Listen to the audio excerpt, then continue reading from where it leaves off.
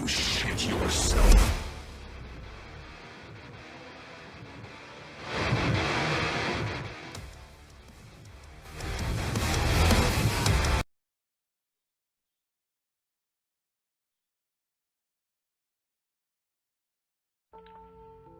You told me once to forget the past, because it doesn't matter.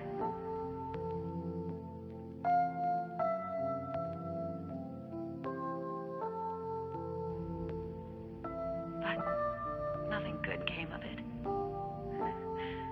There was no place for me to return to. This was the only place I could go.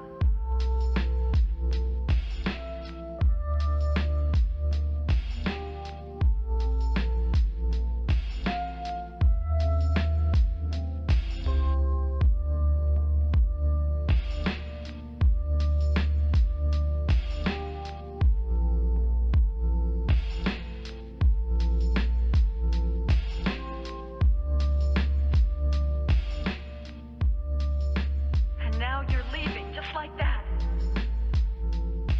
Why do you have to go? Where are you going? What are you going to do? Just throw your life away like it was nothing? I'm not going there to die. I'm going to find out if I'm really alive.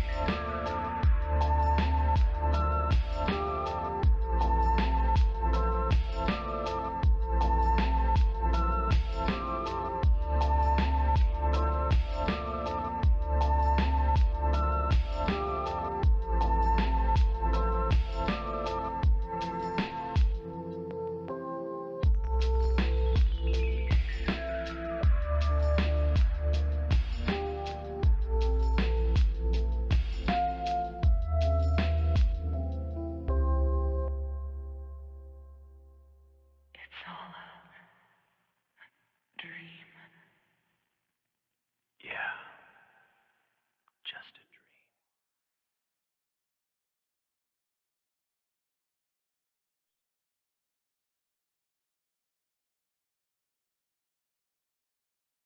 Okay.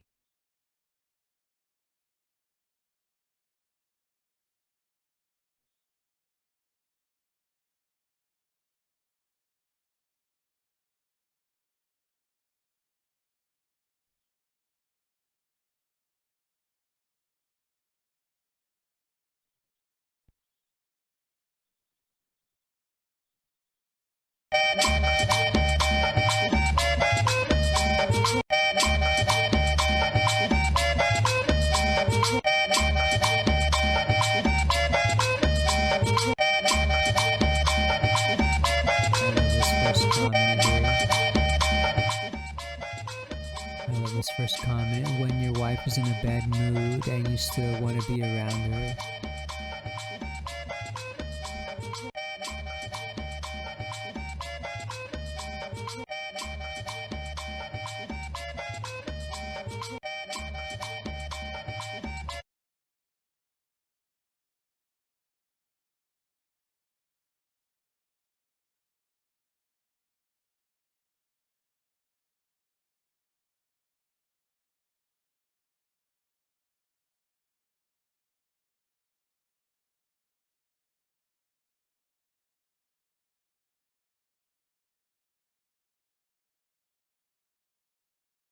Now regularly when you put the ball on the saddle, it rolls off. You can see that there's no stable point. I can't get it to balance in the middle.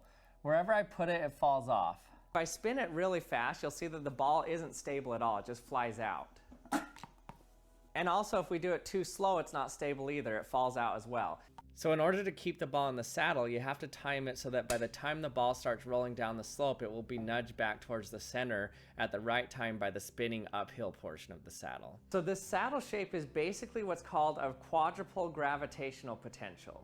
So as you rotate this gravitational potential, the ball is subject to alternating repulsive and attractive forces. When it's rolling down the saddle, it's repulsed from the center, and when it's going uphill, it's attracted to the center. So if you can time it just right, the periodic force towards the center and the repulsion away from the center get timed just right to nudge it and pull it and nudge it and pull it in the exact natural frequency of the ball so it stays right in the center. Now regularly, when you put the ball on the saddle, it rolls off. You can see that there's no stable point. I can't get it to balance in the middle. Wherever I put it, it falls off. If I spin it really fast, you'll see that the ball isn't stable at all. It just flies out. And My also, last if we do it too spring slow, sale it's not requiring stable either. perfect It falls out as conditions well. to perform So in order to basic keep the ball in the tests. saddle, you have to time it so that by the time the ball starts rolling down the slope, it will be nudged back towards the center at the right time by the spinning uphill portion of the saddle. So this saddle shape is basically what's called a quadrupole gravitational potential. So as you rotate this gravitational potential, the ball is subject to alternating repulsive and attractive forces. When it's rolling down, if you put clear plastic objects in between two polarizing filters, you can see an interesting pattern show up. It separates the white light into colored light and it makes useful patterns. You can actually see the stress points of the plastic. So I wonder now if I bend this spoon, if that's the location where it's going to break. Let's see. Yeah, look, it all went to that one point right there. So I can actually predict that this is the point here in the spoon that's under stress, and this is where it should break if I push on it. The way this is happening is because of something called birefringence. When you shine light through anisotropic crystals, it splits the light into two beams that are out of phase with each other and oppositely polarized, so they don't interfere. But when you add a polarizer, it polarizes the light to have the same polarization, so it can now interfere with each other. The anisotropic crystals in the plastic form around defects, so you can see the different patterns where a stress point or defect is in the crystal. You can see that when I bent it, it broke in exactly that location. If you put clear plastic objects in between two polarizing filters, you can see an interesting pattern show up. It separates the white light into colored light and it makes useful patterns. You can actually see the stress points of the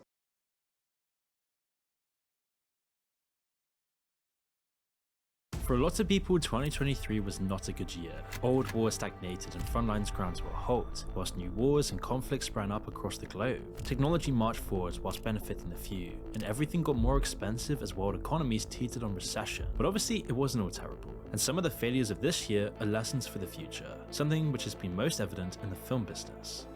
While there have been a few standout films from Hollywood, 2023 has otherwise been awful for the big studios. It was completely packed of unoriginal, bloated and soulless films, so many that audiences just stopped watching. Even the golden geese that Hollywood has relied on for decades stopped laying. After smashing franchise records just a year ago with Mission Impossible Fallout, Tom Cruise failed to rescue Warner Bros. From the brink. Mission Impossible Dead Reckoning Part 1, despite soaking up nearly $300 million in production alone, only delivered under double of that. And when you take away marketing costs, which often equal the budget, as well as the cut the cinemas take, then a $566 million worldwide box office means they lost hundreds of millions. The DC universe had some hilariously poor performances this year as well. The Flash opened as one of the worst superhero films we've seen in a long time. And despite Batman's presence, it was a laughingstock that lost hundreds of millions, while Shazam 2 barely even made an impact. Had they not released Barbie this year, Warner Bros. Would be in deep trouble by now. Maybe even as much trouble as Disney is in right now. You see, as we all know, Marvel was hit especially hard by sequel fatigue, stumbling early with Ant-Man and the Wasp, Quantumania. What could have been an easy $500 million in the bank for Disney blew up in their face. Cheap and unpolished special effects, combined with the most stale ideas possible, meant it never had a chance. But this was only the beginning for Disney. The forgettable series Secret World was unnoticed and ignored, despite a $200 million budget behind it. Their next release, Guardians of the Galaxy 3, was the best of a bad bunch, but still performed modestly compared to previous installments. It wasn't a coincidence that the Marvel film that was the most original and unique was the only real winner. But from there, it only got worse. The Marvels, their next MCU release, was plagued by reshoots, rewrites and production chaos. VFX artists barely had any time to work on the visuals under Marvel's shortening production cycles as well. Captain Marvel's character had always been weak. Her first solo film had only been kept afloat by having the lucky position of falling between Infinity War and Endgame. But when the sequel was left to fend for itself, it didn't even make back its production budget. And with their money printing machines suddenly coming to a halt, the rest of Disney was left to pick up the pieces. In short, they failed miserably. Their constant meddling and micromanagement of Pixar led to Elemental getting one of the worst opening weekends in Pixar's history. Their attempt at an Indiana Jones reboot fell completely flat on its face, and Little Mermaid didn't live up to its roots either. Wish, one of their own animated films, was just as much of a disappointment. Between Ant-Man's Secret Invasion, Indiana Jones and The Little Mermaid, Disney lost over $1 billion, and they've been left with nothing but regrets going into the next year. This year, the constant cycle of sequels and remakes finally brought down Hollywood's House of Cards. $300 million franchise films barely made a dent, whilst innovative and creative films almost overperformed for lack of competition. And whilst it's been a rough year for blockbuster films in general, the few successes will hopefully push the studios in the right direction again. If they don't wake up and smell the coffee, they could be in for an even worse 2024. But one thing that film does have going for it is that it's relatively sheltered from the disruptive effects of the online world. News and TV haven't been so fortunate, getting replaced by online content and social media at the fastest pace yet. But what might have led to a more free and open society has instead only worsened the existing divisions in society. On the surface, social media companies have been extending and tightening their grip over their users. Reddit, once considered one of the last bastions of free speech, has fallen even further into a world of corporate safe spaces and censored discussion. Their major gamble was to effectively shut down third-party apps and other ways to use the site without their watchful eyes on your data. In May of 2023, they announced that they were locking out third-party developers from their code unless they paid insanely high fees for the pleasure. Reddit is making a change saying, if you want to use our data for your own app, there are a lot of third-party Reddit apps out there, very popular ones in fact, that just kind of suck up the data from Reddit and put it out on their own app. There used to be Twitter apps like this too. Exactly. And because of this change, those apps are going to have to start paying for access to that data. Apollo, one of the most popular, was asked for $20 million a year to continue operating. It was a cynical move designed to put people on the official app. That way they could design their adverts to blend in as much as possible with the actual content. And the more people who give them the same attention as real content, the more money Reddit makes selling the spots. And it's safe to say that people weren't happy, and a majority of popular subreddits went on strike. But it didn't really last long. All Reddit had to do was wait out the 24-hour outrage cycle, deal with a few posts about spares, and get right back to making money. And it turns out most social media addicts weren't capable of tuning out for longer than 3 days. On top of that, the blackout gave Reddit an excuse to go after the last few mods on the site that would actually stand up to them past a token amount of pushback. Troublesome mods were rejected, whilst power mods were given even more power to tamper with what people were saying. Along with the adverts and the app changes came as much monetization as possible. Reddit Gold used to be one of the only ways the website stayed afloat, letting people give an ultimately meaningless reward to people who did a good thing. It was mostly harmless and a nice alternative to just throwing the money away. With the collapse of Silicon Valley Bank and general drought in venture capitalist billions, tech businesses have been squeezing their users as much as possible. It's led to other social media companies and tech giants following exactly the same script that Reddit's been using. They've monetized as much as possible, and one new development is Meta's plan to introduce an ad-free subscription service for their platforms in Europe. It came after the EU demanded that users actually be given an option to reject tracking and invasive data theft, so Meta responded by offering a paid service for people to avoid it.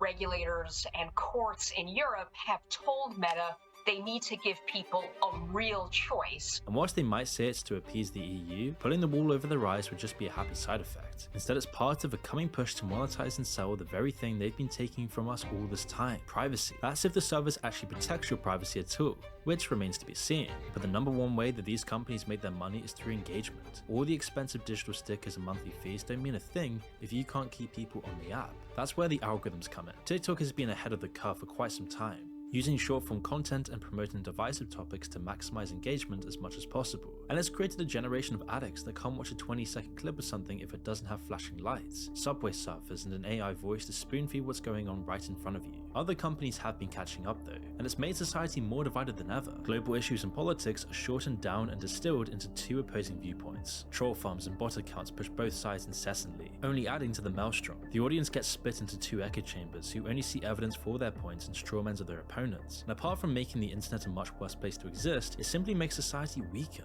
A divided nation is paralyzed, and democracies are more divided than ever. And with everyone fighting their own civil wars online, it lets corrupt and greedy politicians take even more advantage than they already are. But it also leaves us unable to properly respond to the growing threats that we've seen unfold over the past year. It's not something that's lost in billionaires behind their modern outrage machine. In fact, Zuckerberg, one of the principal architects of social media, has spent a sizable portion of his vast wealth building his own luxury survival bunker in Hawaii. Over the course of a decade, decade, the billionaire has spent $270 million on a restricted compound of mansions and underground facilities designed for decadence and self-sufficiency. It's ironic that these people who always talk about progress and a brighter future are spending so much on a plan B when it all collapses. And whilst the rich and powerful have been building their own walls and bunkers, much of the world has fallen into chaos. And we can't forget that the world moved one step closer to war this year. Whilst the Ukrainian flag graced millions of Facebook profiles last year, it's fallen off the front pages, which only benefits Putin. Without air superiority and a flood of Western aid, Ukraine stands little chance of breaking the deadlock. UK and US politicians looking to get re-elected next year won't be likely to announce massive boosts in aid to Ukraine. It's an awful catch-22.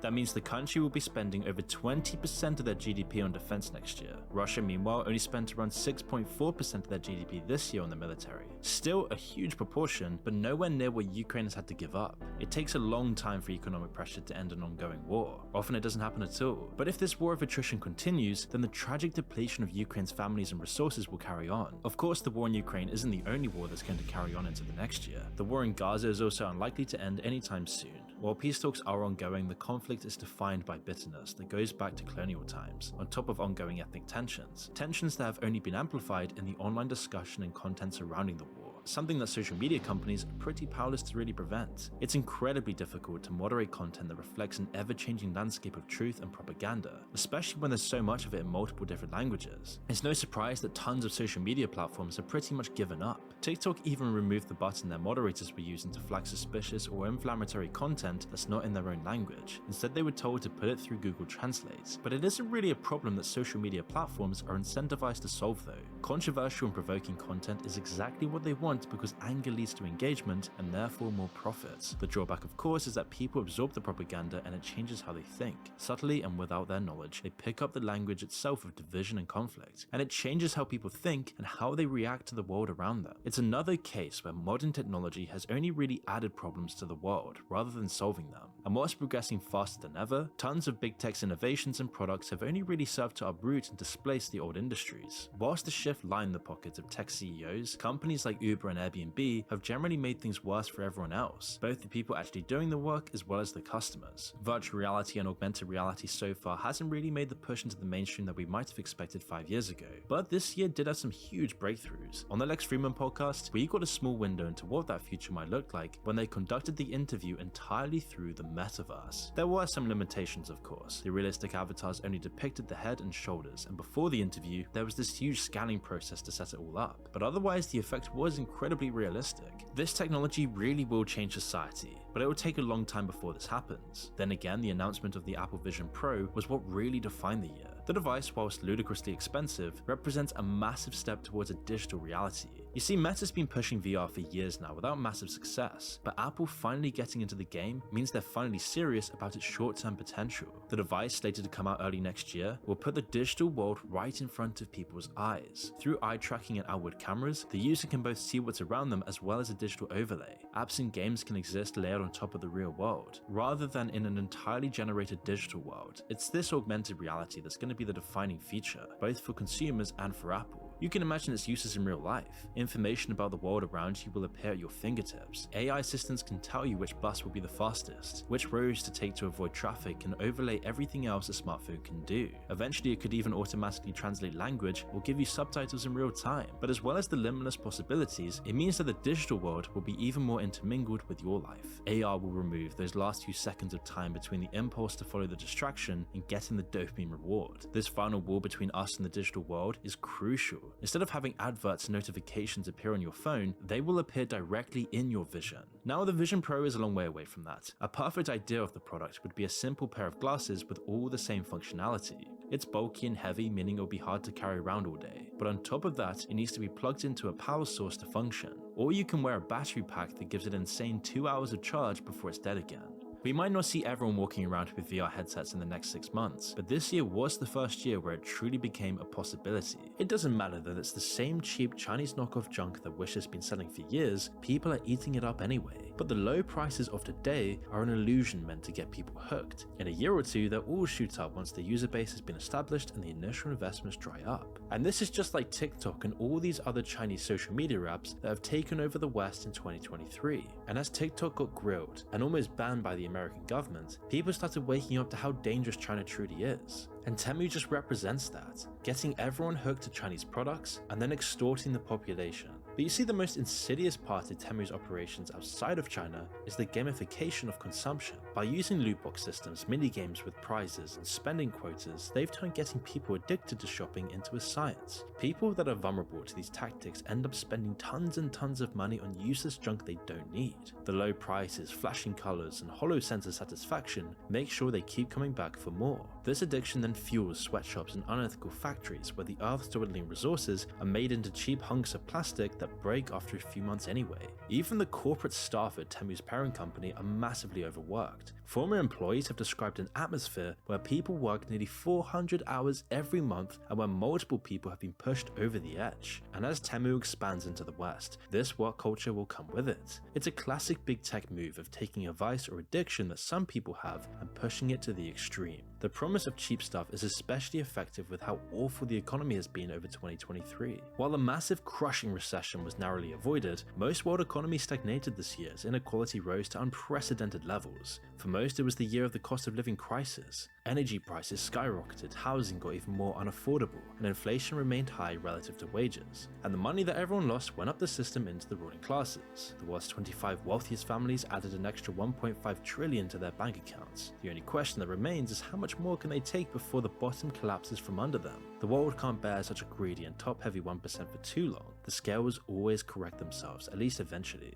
That's why throughout 2023, it always felt like we're living on borrowed time. Everywhere you go, there's some massive crisis looming or some society-wide problem that's only getting worse. The world is in for a rough time, but there are some signs of good things to come. While technology seems like the source of most of our problems today, it also holds the promise to solve them tomorrow. Just this December of 2023, scientists at the Lawrence Livermore National Laboratory in California successfully repeated a groundbreaking fusion reaction. While fusion has always seemingly been 20 years away, this is real progress towards nearly unlimited and clean free energy. Other breakthroughs are sure to come, which will significantly change people's lives for the better. Medical technology is in a new renaissance as well. New cancer treatments and technological advances save more lives every day. We don't hear about incremental progress. The way the world gets just a little bit better gets pushed out of our minds by the big breakthroughs or the huge news stories. But it is happening. We're living in a transitional period in human history, and 2023 marked this turning point. And of course, the world is changing so fast that there are going to be massive problems to deal with. But it's these times of crisis that make the strongest societies. If we can get through this without blowing ourselves up, then with any luck, we'll create a far better world for our children to inherit. 2024 might not be any better than 2023. In fact, it might be a whole lot worse. But eventually, the pendulum will swing back around, and the world will outgrow its current problems. In the meantime though, at least we'll probably get some better movies to watch.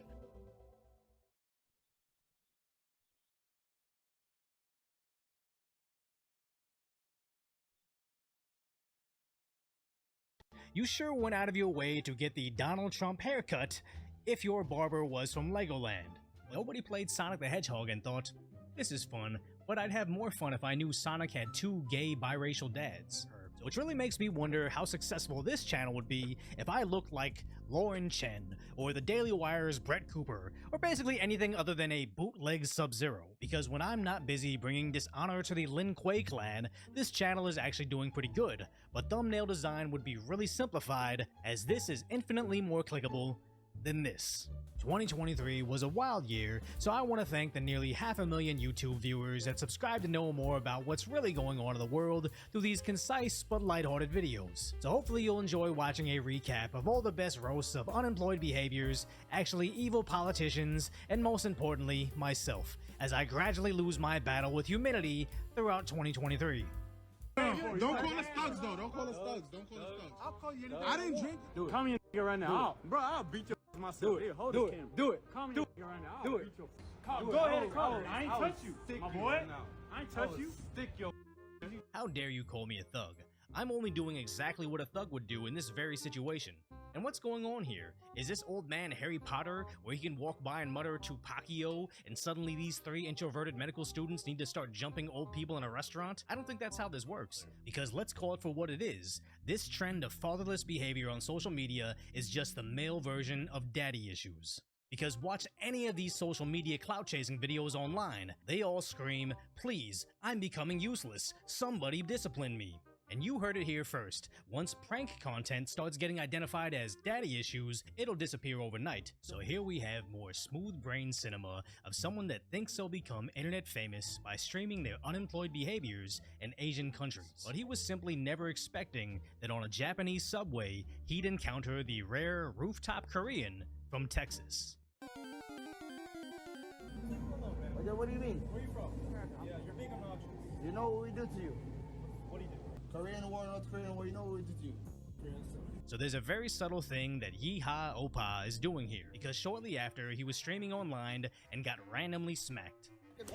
Whoa, what the And later, had water thrown on him. Like they threw water on me. Hey, chill out. Hey, chill out, bro. Me, you know nothing, me, you heard?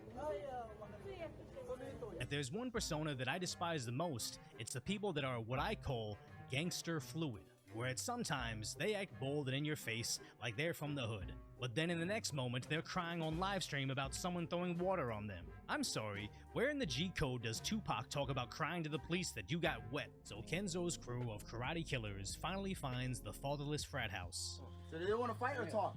Where their intimidation tactics somewhat differ from Western standards.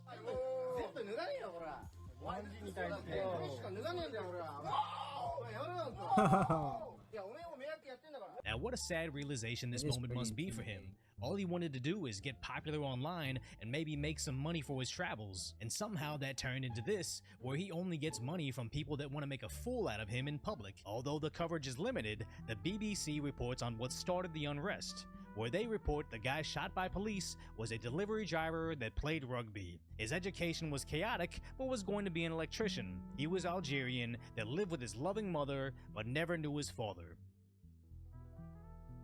So maybe that's why he wants to go after girls like this Twitch streamer, Meowko. We don't like Twitch streamers on K. Okay, then we are not talking. And then turn around. Bye-bye, get banned. Get banned. You don't get banned with me, yo. Yeah, you better walk away. I'm a dick. I'm so sorry, guys. Today, I really wanted to have a really great stream. But finally, he runs into another foreigner that does what his father never could and shows him that some people have their limits. Hey, whatever, I don't know what's going on. Yeah, nah, man. All you have to say don't grab nothing. Oh. And curiously, they aren't acting so bold anymore.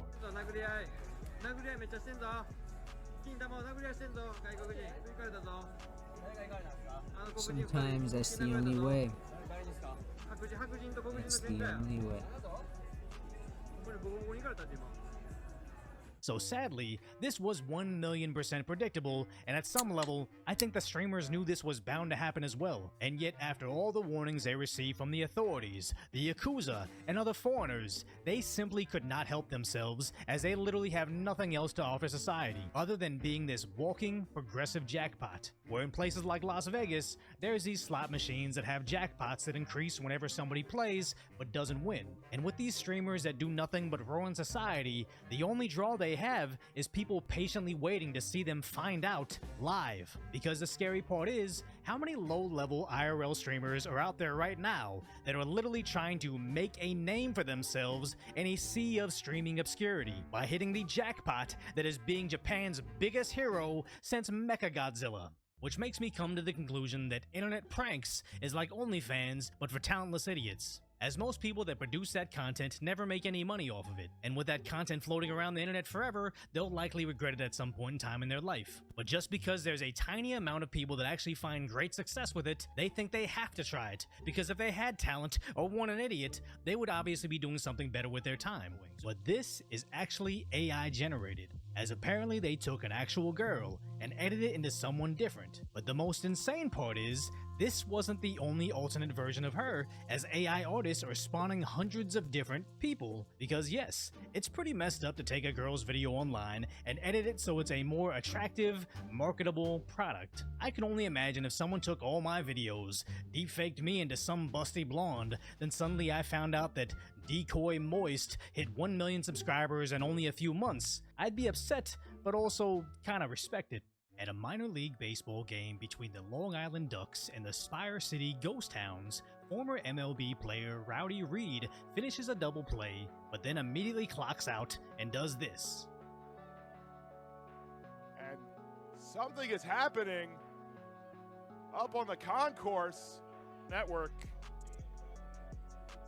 Now, what I truly believe is to blame here is the YouTube comment section, where modern day fans somehow got accustomed to being entertained by something and are immediately able to respond with rancid comments with no real fear of being knocked out by these 200-pound mega athletes that are oftentimes injected full of vials of aggression, but just random internet interactions that make them forget that these aren't just faces on the screen. These guys are the final form of the high school jocks that used to bully them in school, where they previously wouldn't dare say any of this stuff to their face. And I know this to be true because even me, just a regular guy on YouTube, in person, no one really gets in my face to say anything awful. But on YouTube, people are constantly angry at my Asianness, what other Asians have done, and sometimes just irate over me in general. But what's funny is they're furious at me for being conservative, but also enraged at me for being liberal, but also a fake Chinese Australian. But to be honest, looking at other sun bears, like at the Paradise Wildlife Park, they just kinda naturally have that tipsy toddler posture. That is, unless sun bears are just something the zoo industry just fabricated as a cheap way to bolster their attraction numbers. As this isn't the first time we've seen zoos fake their animals. Okay, so maybe that was just footage from the Korean comedy film Secret Zoo back in 2020, but it's not far from what's actually happening in 2023. Where this guy apparently spent $20,000 on building a fake border collie suit to live his life as a dog. But YouTuber Shoe-on-Head presents an interesting argument, where he may just be adjusting to the current dating meta, as we have seen people spend $100,000 on making themselves slightly taller, so with the insane reality where women have been caught doing adult things with dogs, and inversely women pretending to be dogs, to apparently make nearly $900,000 annually. So there is apparently a thriving dating community based on doghood. And let's be clear, wearing costumes to date above your pay grade is nothing new. On Halloween, where we can hide our bodies in bulky costumes. So I never want to be too judgmental on what consenting adults want to do in their private lives. Sunbays becoming sun bears, billionaires becoming Shar-Peis. I don't know, maybe this is just my millennial status showing, and I'm just not hip with the times. Because it looks like these costume creatures have thriving social lives, seem to party harder than I've ever done, and get incredibly dialed in when they're at work. This sounds an awful lot like tinfoil hat headspace, but you want to know how we know this to be true? Because China only does it to our youth. While TikTok in America looks like this, Chinese Douyin has their kids learning this. And it's not only mortars, but toy rocket launchers. And how to fully disassemble toy firearms. And no wonder theoretical physicist Stephen Hawking warned us that AI could end mankind back in 2014. And even SpaceX founder Elon Musk believed AI could destroy civilization despite investing in it himself, which is what it always comes down to. There is likely a way to conscientiously develop artificial intelligence so it only benefits mankind. But we live in a world where being first is more important than being right, because all of these eventualities equally terrify me, but I just choose to accept it, because at some point, I think I'll be able to procedurally generate me. 24-hour decoy voice live streams, sarcastically slamming today's trending stories. Meanwhile, I'm sitting back playing Diablo 4, eating a McFlurry. And the technology will be so good nobody will even notice. So if you appreciate my concise, light-hearted, completely human commentary, hopefully I have earned your subscription. Then check out my video on the Samurai Cowboy Cops that are taking back Santa Monica.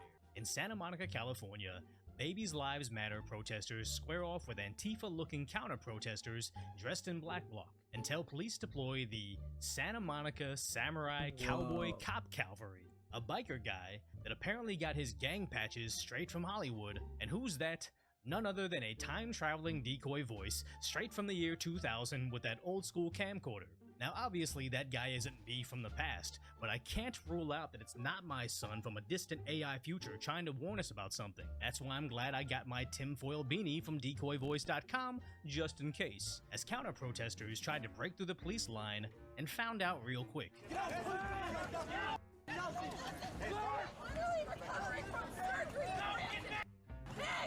It is unfortunate that someone recovering from surgery would hit the ground like that, but the police didn't kick down the door of their recovery room. This person ran behind police lines carrying flags trying to be Mel Gibson in The Patriot. I'm just saying these protests are becoming increasingly more inorganic by the day, as we see this person grinding on the police. And I think I recognize them from the Roe v. Wade protest last year, where liberal activists blocked a freeway, and there they are, dancing. And another protest at a shopping mall, still dancing. Now, I personally don't understand the connection between reproductive rights and the scene from Toy Story where Andy comes back in the room, but Santa Monica PD had to break out the steel gates to stop them. Am I really getting that old now? Because I just don't get it. How does twerking on the police accomplish anything? Because it's not just Los Angeles. They twerk on Philly police. They twerk on Chicago cop cars. And in Kansas City, they even twerk on top of cop detainment attempts. I honestly have no legitimate solution to provide, but if I were to harness all of my SAT prep powers, I'd say it's gotta be the result of decades of life without a father figure. And when they encounter a strong male presence with authority, just exuding masculine energy, they just get sent into a primal National Geographic mating ritual of just mindlessly gyrating their reproductive prowess. Severe weather hits all throughout Europe, as Italy sees rivers of ice flowing through their streets. Greece has mass evacuations due to wildfires, and overpopulation in England has them seeking asylum in sea societies, as the mainstream media urgently warns us that we only have 5 more years, 5.5 years ago. Here in front of Fearman Slaughterhouse, where 10,000 lives are taken daily. And what did they think was gonna happen? They say that truckers taking 10,000 lives daily. Why would he even flinch at taking 10,002? So does it make me a bad person? Eating this meat lovers pizza, watching all these activists risk it all to stop me? In all honesty, yes. But the thing with activism is, you'll never pass their purity test. If no meat ends, they'll move on to fuel. If no fuel wins, they'll move on to plastic. You simply can't appease people with that much free time. But it really makes you wonder, it was only a matter of time before these privileged activists started to clash with each other, because for some reason, law enforcement has recently seen uselessness as a protected class, as the climate activists now protest the Pride movement. And although they appear to be dressed the same, the parade goers seem to be irate. These climate activists seem to get police protection when they're just bullying random people on the street trying to get to work. But I honestly don't know what happens when the oil activists protest Pride. As on one side, you have a movement sponsored by big banks and political interests, and on the other side, you have a movement sponsored by big banks and political interests. This is what they want, right? Me shedding awareness of their cause to millions of internet dwellers. But no, the more we see their fatherless antics, the more we don't believe in their movement. And whenever I see clips of this, I open my window and blast the AC, drive all the way home in first gear only, and order delivery from whatever restaurant uses the most styrofoam of the tuna with the most dolphin contents. I don't know. It may very well be a huge problem. I'm not a meteorologist, but I'm also not an idiot. And anybody that wants you to give up your gas stove while they own a boat is literally just testing how dumb you are. In Germany, climate activists continue to glue themselves to the ground in order to cool the earth. And it's difficult for the police to move them, as they act like my cat when it's time to come inside.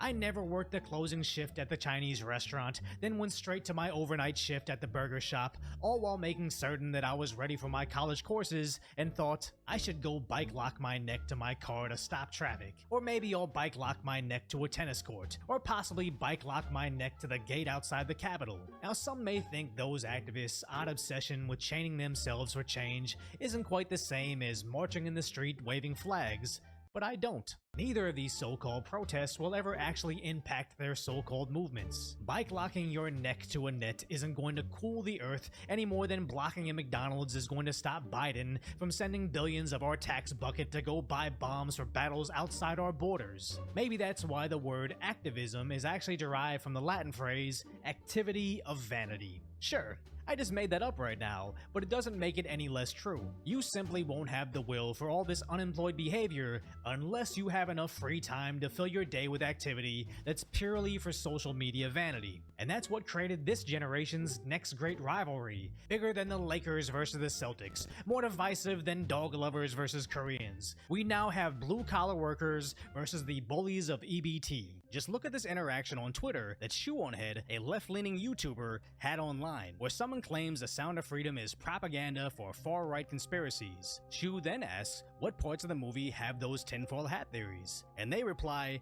no, they did not watch the movie. We talk about useful idiots a lot on this channel, but it's always interesting to see one in the wild. They become such a subservient class of serfs that they don't even know why they have to cry about something. They just hear their marching orders and go. Whether it was against the masks, but then for the masks, against Orange Man shots, but then for the shots after the election, or against the police during the riots, but then for the police during the Orange Man riots. And they've been programmed so well throughout all of this, when they're called to cover for trafficking, they don't even blink. They just do it, as they've brown-nosed so hard, it's actually spread to their shirts. Because at this point, the best endorsement you can get for a product is outrage from the left. And if you think about it, what would be a better scenario for this channel? If Tim Cass came out and said, watch Decoy Voice, he's great? Or would it actually be a better thing if CNN came out and said, don't listen to Decoy, he's actually Kung Fu-anon? So, although sad, it's always hilarious to me when these hyper-left news outlets accidentally out themselves as bigots. I remember when monkeypox was still getting coverage in the media and people were rushed online to claim that it was racist, but how? It's like when I do videos on crime, unemployed behaviors, or any delinquency done online for clout. I'm commenting on an individual's bad actions, but there's always someone dumb in the replies crying that I'm against an entire people. Me calling out one person doesn't mean I'm calling out an entire race unless you can't tell them apart. Or I can do a commentary video on a bear brazenly stealing from a convenience store. But then you'll see comments of people unironically saying, you never see polar bears doing this, or even, why do your videos only show brown bears doing this? As if it's some moral obligation for me to go out and find other footage for the specific purpose of saying, oh look, a white bird, see, they do it too. And if you think this example is fucking stupid, that's because it is. Nobody in the real world cares about what the person robbing them looks like, they just don't want to get robbed. But somehow the news media stepped in to say, we want to treat the real world like a Netflix series and try to get more equal representation. So if 6 grizzly youths mauled and ate some members of the Rolling Hundreds neighborhood Cubs, there's no national media coverage on that. Not because it's not happening, because it's just more important to them to preserve their narrative. As the media wants you to think that we're all out there against each other, but in reality, most people just want to chill and crack open some kibble with the homies. Now, I would sit here and ponder why these guys are oddly similar, as if Chinese-owned TikTok curated their social media feeds to make them think everything from a specific haircut to specific speech patterns and mannerisms were what to mold their personality after, but I'm not going to try to criticize anybody with a generic appearance for very specific reasons. Because if I come out and say I'm Korean, these activist types will somehow say, oh, you're basically white adjacent, so shut up. But if it comes out that I actually fled North Korea, then my words somehow carry more weight. Unless I finally tell you that I'm Irish, then suddenly my words are worthless, as somehow now I'm the oppressor. But if I mention I'm Hmong, a very oppressed people, F everybody in the chat, because nobody outranks a person that happens to share the DNA with a people that lost a war. Don't you understand? SJWs online treat people the same way sports fans treat football teams. Just because you were #1 in the oppression power rankings yesterday doesn't mean someone won't knock you down tomorrow. And I despise everything about this way of thinking, because whether I'm a fancy Korean, a famine Korean, an Irishman, or Among Us, if you judge the validity of my words based on what I am, not what I'm saying, that makes you a racist. And somehow they don't even realize the irony. When even Netflix begins to receive criticism for frequently race-swapping their characters for seemingly no reason. The one thing I need to point out is people always seem to complain that these color swaps only seem to go one way, but that's simply not the case. Just look at the Pennsylvania State Police somehow labeling these fine gentlemen as white. The Texas Department of Public Safety seems to do the same with these other white men. And even Virginia sees these very Chinese and Vietnamese names as white. And now that you have a successful Sonic franchise, and a mega hit with the Mario movie, and there's already a phenomenal Pokemon movie, and a rumor that the Star Fox film is finally getting some footing, the single greatest crossover blockbuster since the Avengers is right there begging to be made. They couldn't print more money if they did another Pandemic, was nothing short of cinematic magic. But somehow Disney saw this and thought, yeah, if you like that, you'll probably love what looks like Michael Jackson in greenface twerking with possibly the most irrelevant person to the superhero niche. I know this is awful, you know this is awful, and now Disney's accountant knows this is awful. As yes, he's being suspended indefinitely for his attack on Nurkic, but now even Reddit is suggesting that he only goes after white players that outperform him. Yeah, Nurkic is indeed white, but Gobert, the other European center he tried to strangle, seems pretty black to me. And it's true, he also stomped on Sabonis' stomach, who happens to be white, but when he punted a player's coin purse, Steven Adams only appears to be white, but is actually Tongan. So Green's long legacy of lashing out when losing couldn't be more diverse if Netflix recast who his victims were. I can only imagine if the Boston Celtics of the NBA came out and said, we don't know who our next starting forward will be, but we do know he will be Asian. And obviously when I get announced as the next starter, every time I missed a shot or got dunked on, not only would it be a reason for fans to hate me as a worthless diversity hire with the dexterity of a newborn baby panda, but it would also be an indictment on Asians everywhere, as if they specifically needed an Asian for the role and I was the best one available. That's why I think that Kamala Harris is the ultimate insult, as Biden was specifically looking for an African-American female, and the best the Democrats could muster up was a Jamaican Indian woman who they tried to rebrand as black. But it was like they only had Tyler Perry's Madea movies as reference. But what's our borders are, Vice President Kamala Harris have to say? My mother she would give us a hard time sometimes, and she would say to us, I don't know what's wrong with you young people. You think you just fell out of a coconut tree?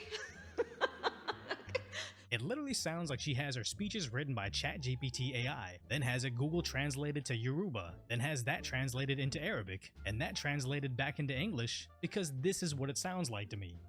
And obviously that's somewhat of a joke, but it's still a better explanation that her speech patterns are strategic or even on purpose. If you have a problem figuring out whether you're for me or Trump, and you ain't black. And it's actually insane to me that they just feel comfortable boasting about their continued ownership of an entire voting bloc based on the color of their skin, because they do the same thing with Asians. I still remember how the Stop Asian Hate movement got shut down once Muhammad Anwar lost his life, because once the media saw it hurt the higher-ranking social justice movement, Stop AAPI suddenly disappeared. I also remember how once Biden got elected in office, the lawsuit against Yale for discriminating against Asians suddenly got shut down. And what did Biden do? Invite the Korean pop group BTS to the White House to speak about Asian American issues, when 6 of them don't even speak English. None of them worry about being attacked in the streets of liberal cities, but somehow they think doing a photo shoot with some guys that can sing and dance is enough to earn my vote. And it's crazy how many times I would see comments from other Asians online saying, how dare you not bow down to our liberal white saviors, and how they see us as a monolith, and how dare we think as individuals. Just because you can't tell us apart from each other doesn't mean we're not allowed to think apart from each other. Because this sounds an awful lot like the shut up and dribble fiasco in the NBA. The mainstream media fawned all over LeBron James, and his ability to not only play basketball, but also parrot every single one of the corporate media liberal talking points. But when his former teammate Kyrie Irving started to share opinions that weren't quite approved by his corporate overlords, it was right back to shut up and dribble. And that's what this always comes down to. Lift every voice doesn't mean every voice. It means amplify every voice that agrees with me. And everything else is going to be classified as hatred, banned everywhere, and cut to commercial break, because our useful idiots are only permitted to listen to official messaging from our corporate sponsors. Your concern is that the Ukrainians, a country most people can't find on a map, who've received tens of billions of US tax dollars, don't have enough tanks. I think it's a fair question to ask, like, where's the concern for the United States in that? Well, it's not my concern. But it just goes to show how Pence has a fundamental misunderstanding of modern-day voters. That's not my concern was trending on Twitter, and his official reaction was, no, you have to listen to this 2-minute video to see what I really meant. Mike, it's gonna be really hard to hype up your voters when your voice sounds like NyQuil washing down an Ambien. There are a lot of people who say that all of you are part of the homeless industrial complex. And homelessness lasts 24 hours a day. So that's where we're at. And what's with these socialist types? Always out there trying to find an issue that they have absolutely nothing to do with, and then shame their local liberals into giving them money, because only then can they actually go out there and magically solve their problem for them. And as ridiculous as this looks, or how that Rosehaven director looks, it's literally nothing new, because their extravagant attire looks exactly like a pimp, except they're not trying to make money off of prostitutes, they're making money off of poor people. And despite the fact that San Francisco similarly has spent hundreds of millions of dollars on shelter, only to find that most homeless reject shelter when offered. So next time some shiny politician tries to convince you, the voter, that they're going to solve some injustice, you just gotta let me pool all our money together, then you can request pieces of it back when you have a good enough reason. Realize that they're not trying to make everybody a home, they're trying to make everybody their hoe. But by seeing how fast the world is escalating into a global conflict, the only upside that I'm starting to see is I'm really starting to notice exactly what my type is. In that Spain beach video, I really admire that girl that, without hesitation, ran to go protect her nation's borders.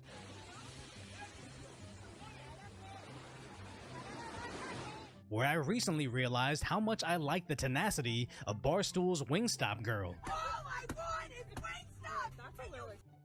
Why? I'm starving, Squid! What did you eat today? I ate nothing! Nothing! Who personified that same glowing red-eyed rage as that bath cat.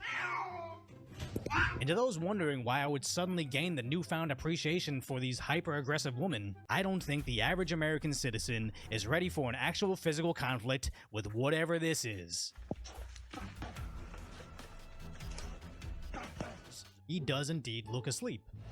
We are a community that relies on family, supplies, materials, manpower, ready to proceed swiftly for when families are ready. Set in place bureaucratic red tape, such as codes and permits. Which makes me think, when is the last time we had a genuinely loved-by-all politician? You probably have to go back to 2016 when a dog won 3 consecutive terms as mayor in Minnesota, and this genuinely brings up a valid concern. Everybody loves a cute dog. He doesn't know what he's doing, so if things go bad, he's just an old dog. Can't blame him. He just goes where his handlers tell him to go, takes naps all day, sniffing people at inappropriate times. How is that any different than what we have right now? And I'm being serious. If tomorrow they replace Biden with an 80-year-old bulldog, I'm not sure anything would change. As in the last 2 years alone, Border Patrol has found over 250 suspects from their watch list attempting to sneak into the US. And seeing how these numbers have already created disasters in Europe, what does our Commander-in-Chief, President Damon Shaw, focus on? The Junk Fee Prevention Act. Hard to say. Anyway, but all kidding aside, I'm asking Congress to take the action so this makes it a matter of law. Now, on one hand, it's bad that President Dementia is focusing on the fight against Ticketmaster inflating Taylor Swift tickets, but on the other hand, it's probably for the best. I'd rather him use Bidenomics to destroy concert prices than him give the Taliban more tanks or Iran another $1 billion. Because just like how they have him use the baby stairs to board Air Force One, I just want them to give him the baby phone to stop him from making things worse. Because even I used to have a series on this channel where I tried to translate Bidenese to English, and it was just an unlimited bucket of videos that I could make. But I'm telling you right now, doing that for too long was literally making me dumber. Because if you ever watched any of my old videos of my current live streams, you know I'm a bit of a stutterer and I'm simply not the best public speaker. Fortunately, being Asian, I could always make the excuse of saying English is my second language. If the person asking looks Japanese, I say I speak Cantonese. If they look Chinese, I say I speak Ilocano. And if they just happen to speak both, whatever nerd, I don't need your approval. But the most interesting part of Trump on Tucker was his characterization of Vice President Kamala Harris. She seems pretty senile too. She speaks in rhyme. It's weird. It's weird, but she has bad moments. And in rhyme? What do you? Well, the way she talks, the bus will go here, and then the bus will go there, because that's what buses do. And I could never quite put my finger on what Kamala Harris reminded me of, but watching the way they parade her around in this overdone display of who they want you to think she is, only then did I realize she's basically a mascot for diversity and inclusion. Because if Washington, D.C. was a sports franchise, they wouldn't represent the Patriots, the Warriors, or even the Trash Pandas. they would be the DC diversity hires. And let's be honest, Kamala does a pretty good job dancing on the sidelines, not actually helping the team win it all, just reminding everybody their team's identity. And just for the record, Donald Trump's counter-programming is horrible. I don't think anybody's going to be watching Tucker Carlson on Twitter or X or whatever it's called now. But the laugh's on them, as in less than a day, they have over 200 million views, where CNN's 15 million subscriber YouTube channel, their front page and center show from months ago, pulls in decoy voice numbers and viewership. And I want you to get a good look at all this, CNN. On the internet, we're peers. I don't know. I try not to fall too far off the deep end because I also don't like it when people look too far into things. Like how some people noticed that my t-shirt graphic came out super quickly and seemed to be slightly larger than the mugshot that got posted. Or even subtle things that I place in the background. Or what I wear. This stuff means nothing. I'm just really into the Los Angeles Dodgers single A farm team, the Rancho Cucamonga Quakes. My message has nothing to do with what I'm wearing. So when we see these border towns filled with kids in cages, there's no images of AOC in an all-white suit crying outside the parking lot. And let's be clear here, the amount of just overall suffering due to our issues at the border has only increased. But the corporate media won't portray it that way because they don't care about how it impacts the average person, they only care about how it impacts their politician. But sadly, DeSantis, the presidential candidate, has been a disaster. People aren't talking about his policies, they're talking about his heels. People online have noticed that somehow at the age of 45 he seems to be getting taller. That's when images of his shoes were analyzed online, with some on Twitter claiming that he is wearing heels of up to 4 inches tall. They're memeing about his feet, and everybody is getting in on it, and it's just sad now. So DeSantis' size will go down like Howard Dean's Bia. Andrew Yang's cream. Who's next? Get in here! And a long lineage of political campaigns fizzling out that finally end with just one unfortunate memorable moment, and others trying to depict this as a winner of the debate. And I'll say this about Donald Trump. Anybody who's going to be spending the next year and a half of their life focusing on keeping themselves out of jail and courtrooms. I'm sorry, Christie is just the most irrelevant man in politics.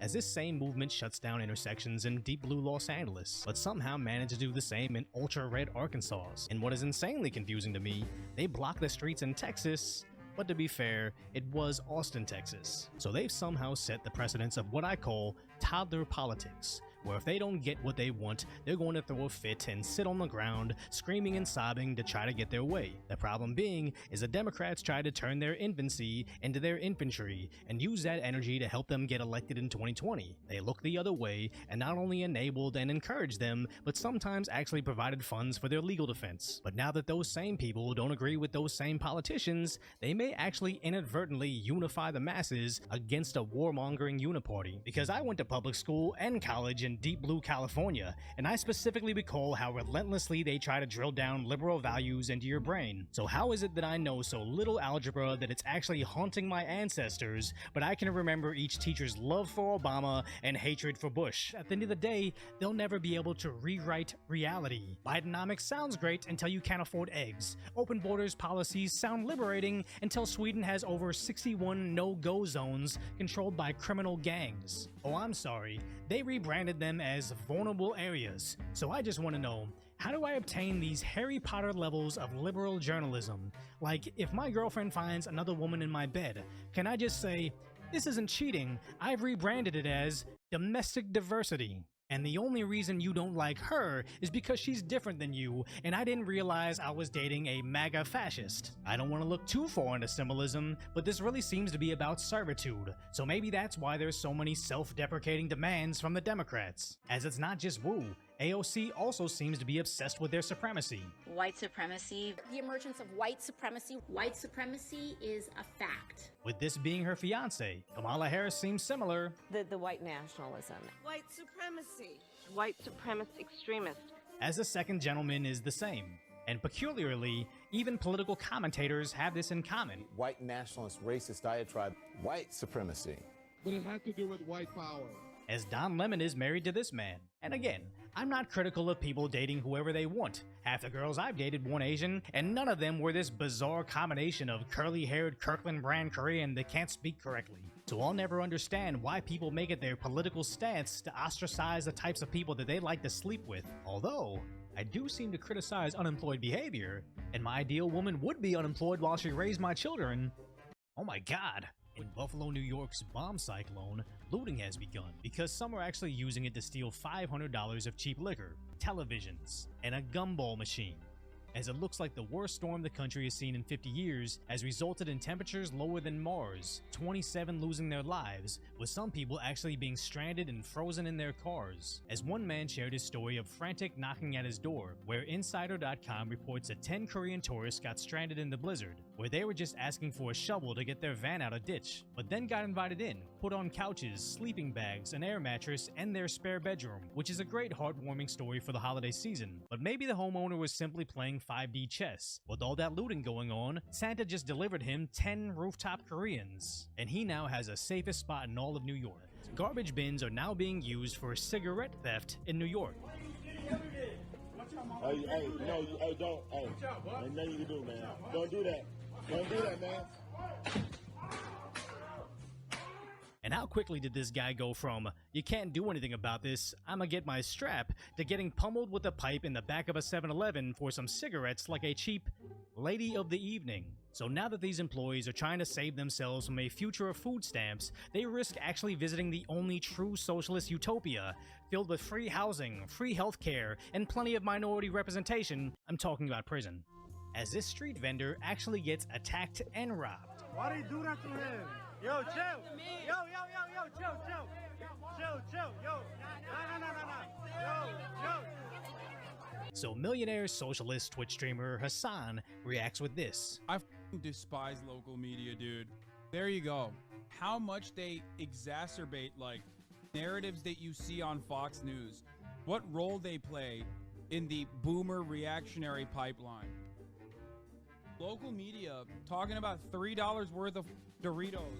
Does he know the profit margins of a food truck or a street vendor in New York City? Does he know the anxiety of going back to a job that you just got attacked at? Absolutely not. And you can tell because he basically mocks the working man being attacked by the mob, saying it's no big deal, and basically saying, okay, boomer, to the people that don't want riots in the streets. And oh my god, that's such a great grift. I feel like millionaire socialist streamers are like the mumble rappers of internet content, where no one exactly understands what the heck they're saying, but the industry does enjoy the useful idiots they create, so they'll always be propped up and pushed to the top of the front page. Some people are stealing baby formula and like tomatoes and clothes and sometimes even cell phones because they actually need them to survive nowadays. And I can almost guarantee you that she has never actually worked at a store that people steal from, or has never actually had to stop someone that is forcibly taking what's hers. But somehow, that doesn't stop them from saying they're only stealing diapers and tomatoes. Yes, those diapers just happen to look like designer handbags, and those tomatoes just happen to come inside the packaging of $1,000 power tools. And keep in mind, this TikTok city council candidate is in deep blue Portland complaining about their hyper-left mayor, which goes to show no amount of lawlessness will ever be enough for these people, because when the left says diversity and inclusion, they're talking about what I call Sesame Street diversity, where sure, all the puppets are different colors and come in different shapes, but they're puppets, all saying the same message, written by the same writers that appear diverse, but are actually just tools to echo liberal elite talking points in an unbelievably condescending way. We want the people who are breaking in the cars to be caught. When people come in to this city, or people who are in this city, break into cars, they may be breaking into cars that are put out there by the San Francisco Police Department. But at this point in time, I think most Bay Area criminals see San Francisco cops the same way we see Spirit Halloween cops. As in, I don't think they're actually able to do anything other than trick-or-treat some tax dollars. Where the energy at? Where's the energy at? Where the energy at? Come out! Come the f*** out! Come out!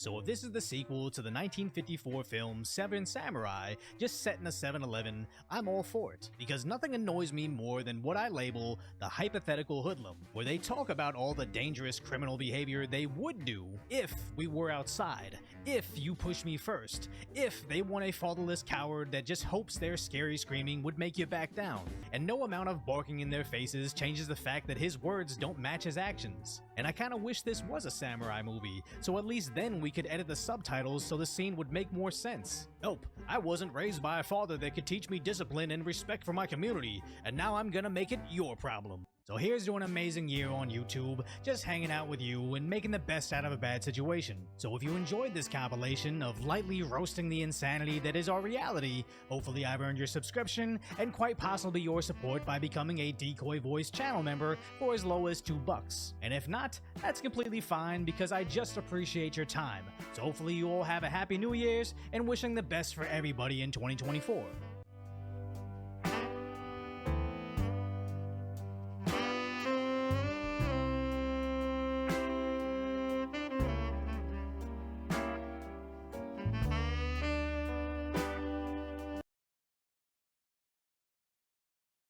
Another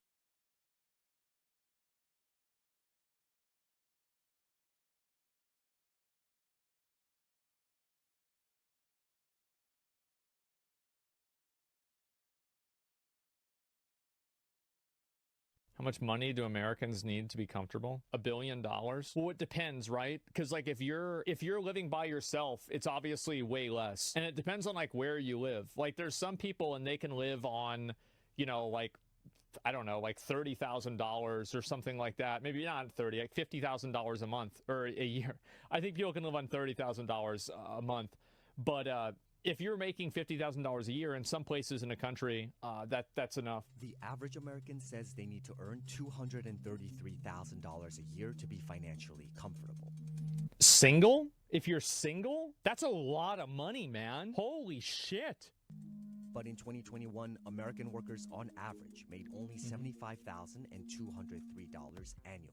Americans are sort of looking at how much money they would like to have to be financially secure, and that ends up being basically 3 times what the average income is in this country. And to be essentially wealthy, really successful, it's magnitudes above that. 72% of Americans said they weren't financially secure given their current finances. Weren't financially secure? Yeah, that's probably true. And more than a quarter And by the way, that's true with people that make $300,000 a year because they just spend money like idiots. Said they'll likely never be financially secure. By the number. That's like some fucking doomer shit. Over a quarter of people think that they'll never be financially secure. That's awful. Their debt is lower and their savings are higher coming out of the pandemic.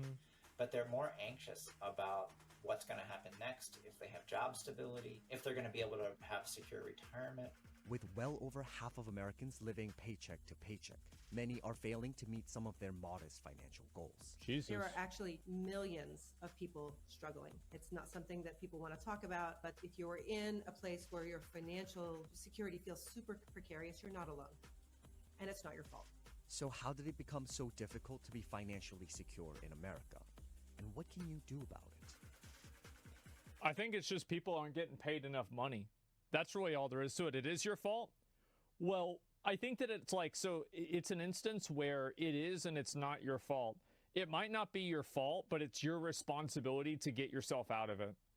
Where it's like, you did not create the economic system that you exist in, but you are the only person who's going to give you the ability to overcome it. You're not going to have, you know, the government isn't going to come and save you. There's not going to be like a group of people that's going to come and save you. A new president isn't going to save you. You can only save yourself, really.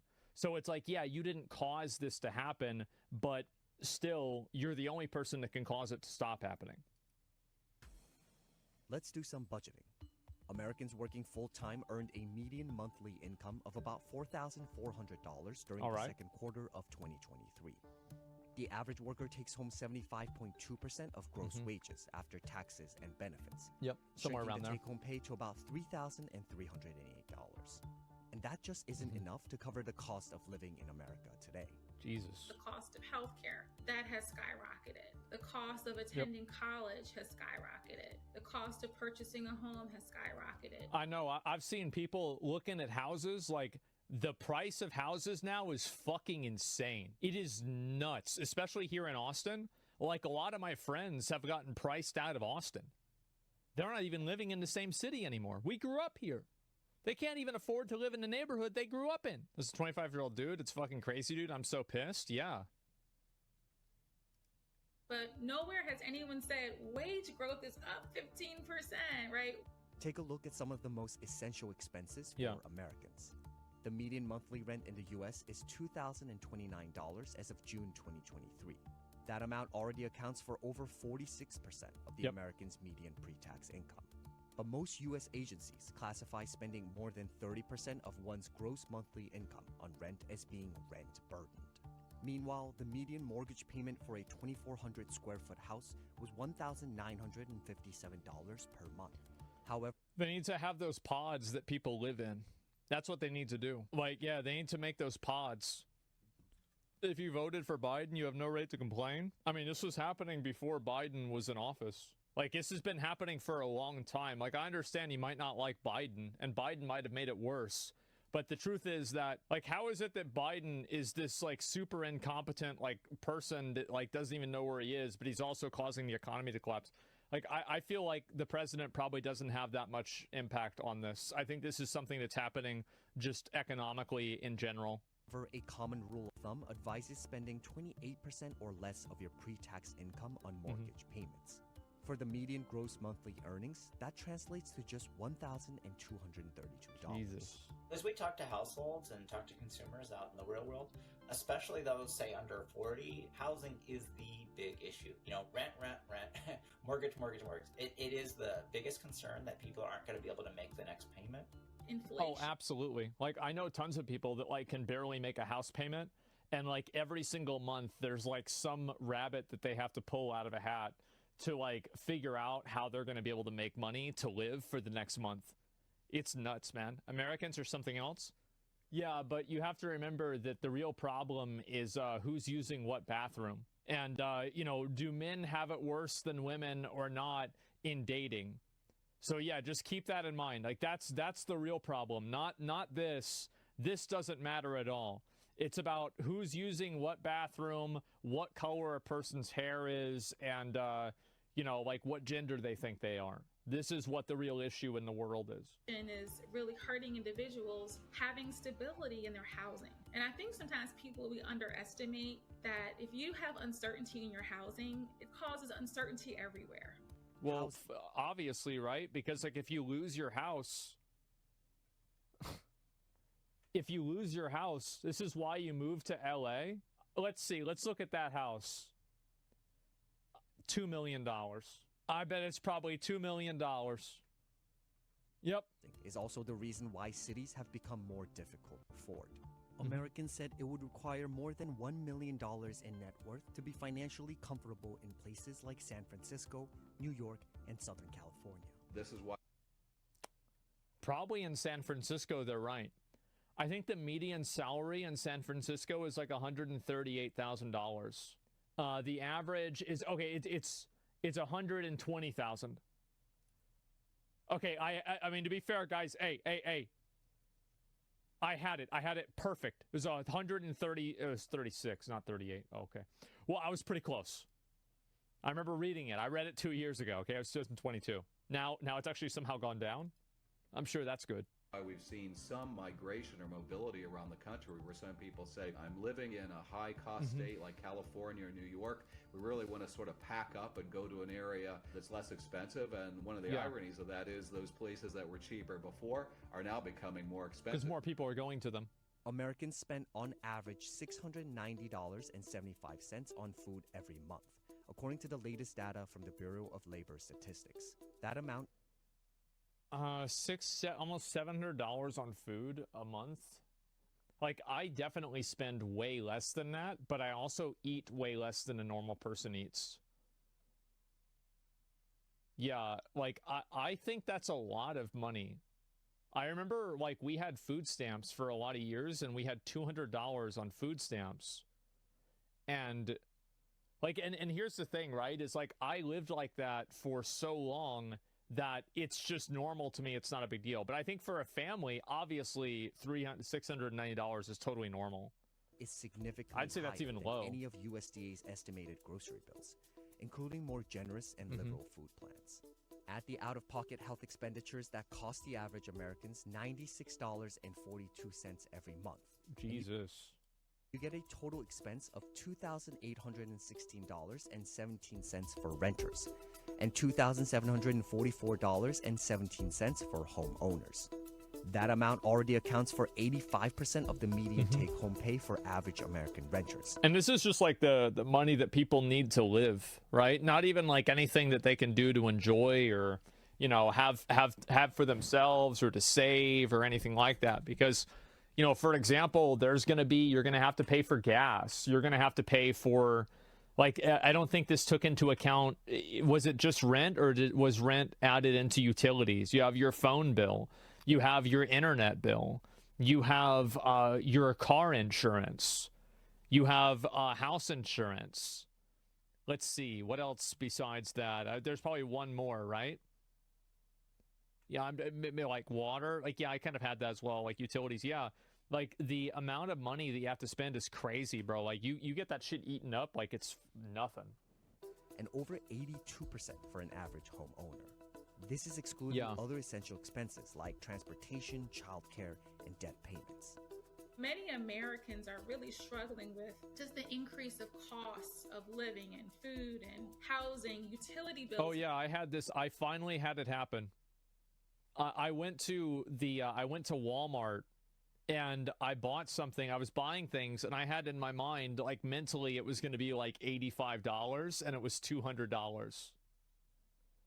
It was insane. It was the first time I had like that happen. Homeowners insurance has gone up, and how can they pay for them? A bit off, also meet other goals that they have too. Budgeting experts advise Americans to spend just 50% of their net income on essentials, 30% on wants, and 20% on savings or paying off debt. Jesus.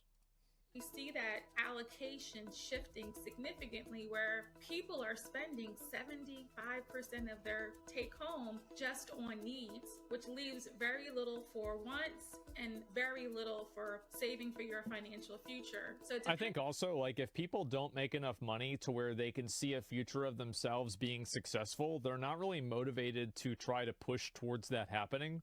So like you have to give some sort of like path to salvation, right? Whereas like for a lot of people, like I see this all the time, and it's like these, especially this is true with like Gen Z people, like early 20s, you know, they get out of college and they get hired at Starbucks because that's the only place they can get a job. And, you know, they spend their whole life working, and then they have to spend all their money on making sure that they can keep going to work. And then finally, you know, you have like $35 left over. And it's like, okay, well, what am I going to do with $35 a week? They need to stop being weak. I mean, like, for sure, definitely. Like, I mean, as I said, like, you have to overcome your circumstances on your own. And if you don't do it, then you're just going to die and nobody cares about you. Like, you're definitely right. But I can, like, I know that that's true, but I can also empathize with them on a personal level and see how much it sucks that it's true. So, like, it doesn't change the reality. Like, commiserating with somebody about this, the nature of their situation doesn't necessarily mean that you think that their situation is, like, completely unfair or unjustified or anything like that. Does that make sense? Because everyone can have a $100K a year job. Like, there's enough for everyone. Well, I mean, I don't know. But it's like, if you're not one of those people, it's not a surprise that you're going to be unhappy with yourself. Depending upon where you live and, of course, your income, many Americans really cannot meet that target allocation. So much it's nuts. Managing your financial life in America today is like drinking from a fire hose. I think many households are not able to show up and impose a framework of their own design onto their finances. Many are still in this reactionary space. Somebody is saying that, like, and this is, I think, one of the problems that people have. And I'm going to read this right here. Sorry, but what they're referring to is 75%, which is due to which party is in office, not one guy, but the party. Democrat means $5 gas, Republican means $2 gas. I think that there's a lot of people in American politics that are We're never trapped going in back like to this $2 dichotomy, gas. and the dichotomy allows the two parties to control everybody. Because there's a lot of people, like if you look at a lot of these super rich people, they're donating monies to both they're donating money to both parties. It's not like they're only donating to Republicans or only donating to Democrats. They're playing the field. Like a good example of this is the Koch brothers. So whenever you start fighting of like Democrats and Republicans, neither Democrats or Republicans have any sort of long-term solution for what this problem is. So you're stuck in this, like, again, this like two option mindset where it's like things are either going to be bad or worse. Well, that's not a very good premise, is it?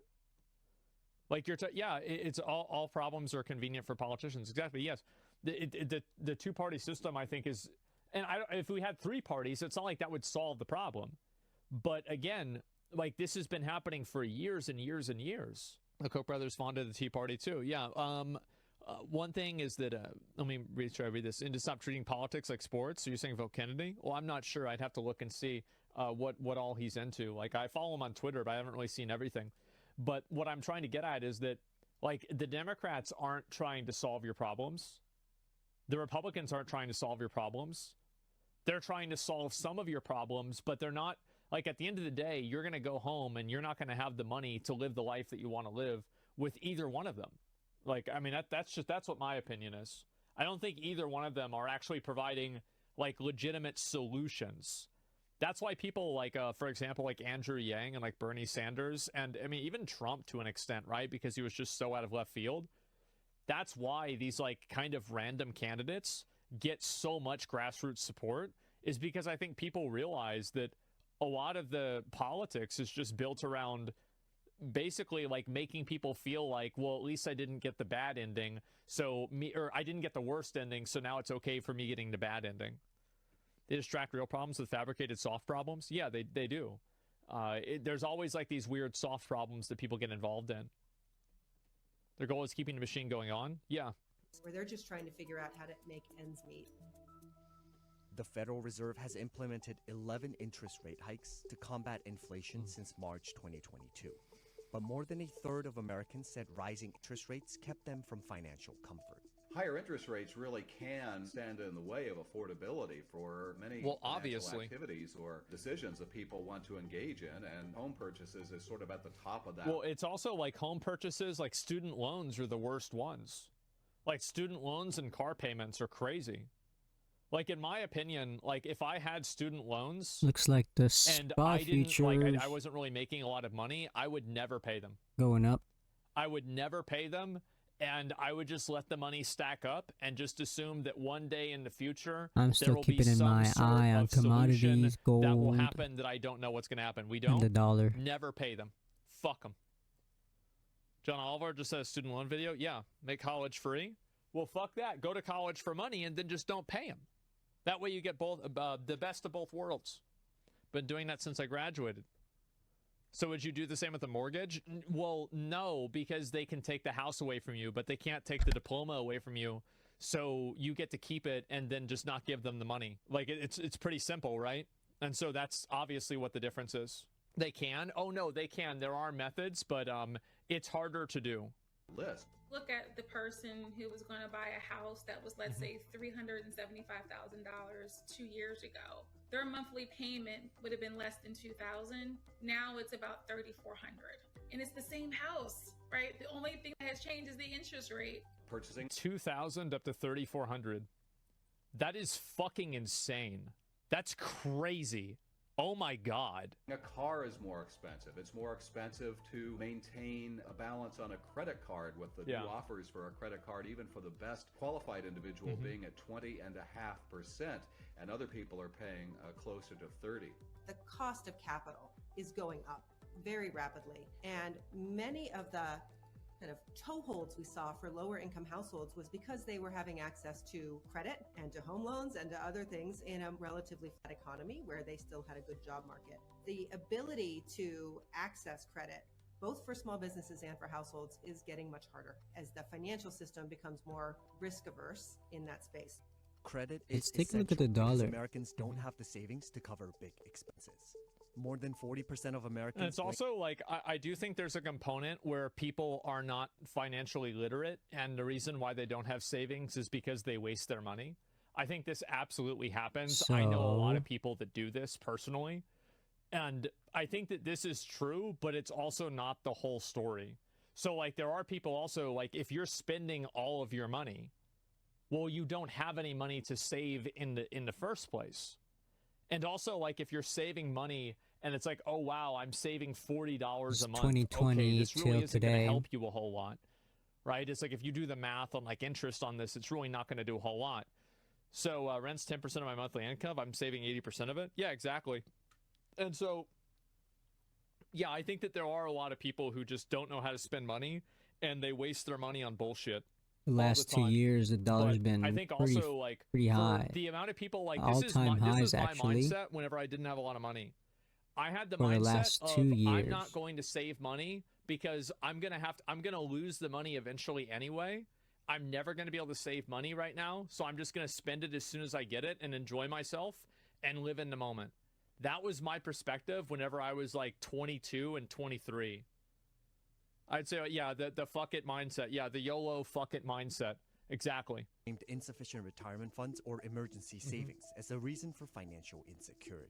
Because I think that people are more incentivized to save money whenever they can feel a tangible impact of the money that they're saving, and they can't actively, like, for example, like, it's okay to forego, like, some really cool things that you have, but it's like if you have to live like a monk and you have to basically just, you know, not have anything that you like to do, you never get to never get to go out to eat, you never get to, you know, buy things that you like to The do, you dollar never get to go and, stabilized you know, hang out with your friends or consume any type of entertainment, here. then guess what happens? Well, you're just going to be unhappy. And so whenever saving The money last just few comes from, months. you know, you not being able to do anything you want to do, it's not a Last 6 surprise that people months. aren't going to want to save money. People just to feel financially And the subjectively, SPY was able to feel bounce financially up. better, they need some amount of savings. A lot of financial Yeah. planners will say 3 months of your income. That's for many people. 3 months worth of income, that's a lot of money. You think about that, right? So if you use the math Potentially, that the they dollar could have, keep going up, and back if up their to income, 3 months of income was 107. $4,400, so then Maybe 3 months even of at that some would point be higher than that. 13,000. Back What would that be? here, $13,200. people were talking about so seeing the dollar at $13,200, 118 or and if you're 120. saving at a ratio of, I Is think that they possible? said $500 Sure. a month, that would be over 2 years. It would take you over 2 years to have that money. That's crazy. That's not covering any emergency. Yeah, that's nuts. So overwhelming that they can't even begin to think about it.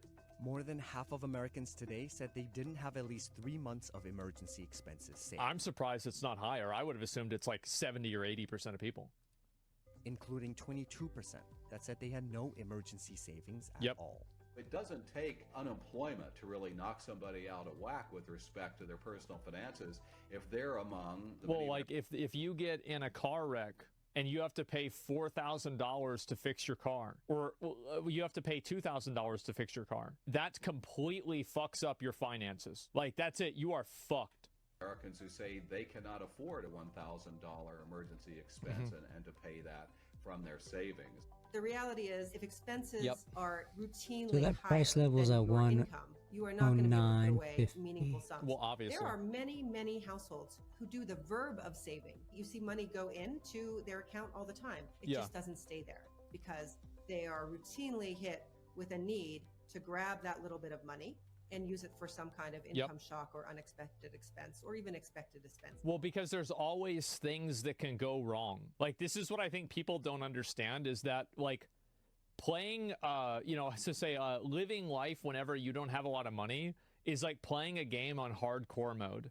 You don't have respawns, you don't have, different types of rewards. It's like playing on solo self-found or something like that. And you don't have the battle we pass, see you don't have the here premium battle pass. So, at the like, turn for of example, if 2021 your to mouse stops 2022, working, well, now that's $20 to buy a big new mouse. rise And also, it's in the not dollar. $20. It's like $22 And or the effect on the $23. SPY And it's not was $22 or $23 because of tax. it's Have to actually like turn $27 maybe, big because you have to go to and from the place that you buy the mouse down. at, assuming that you don't have Amazon Prime. And if you do have Amazon Prime, then you've got the $100, $150 that you're spending on Amazon Prime.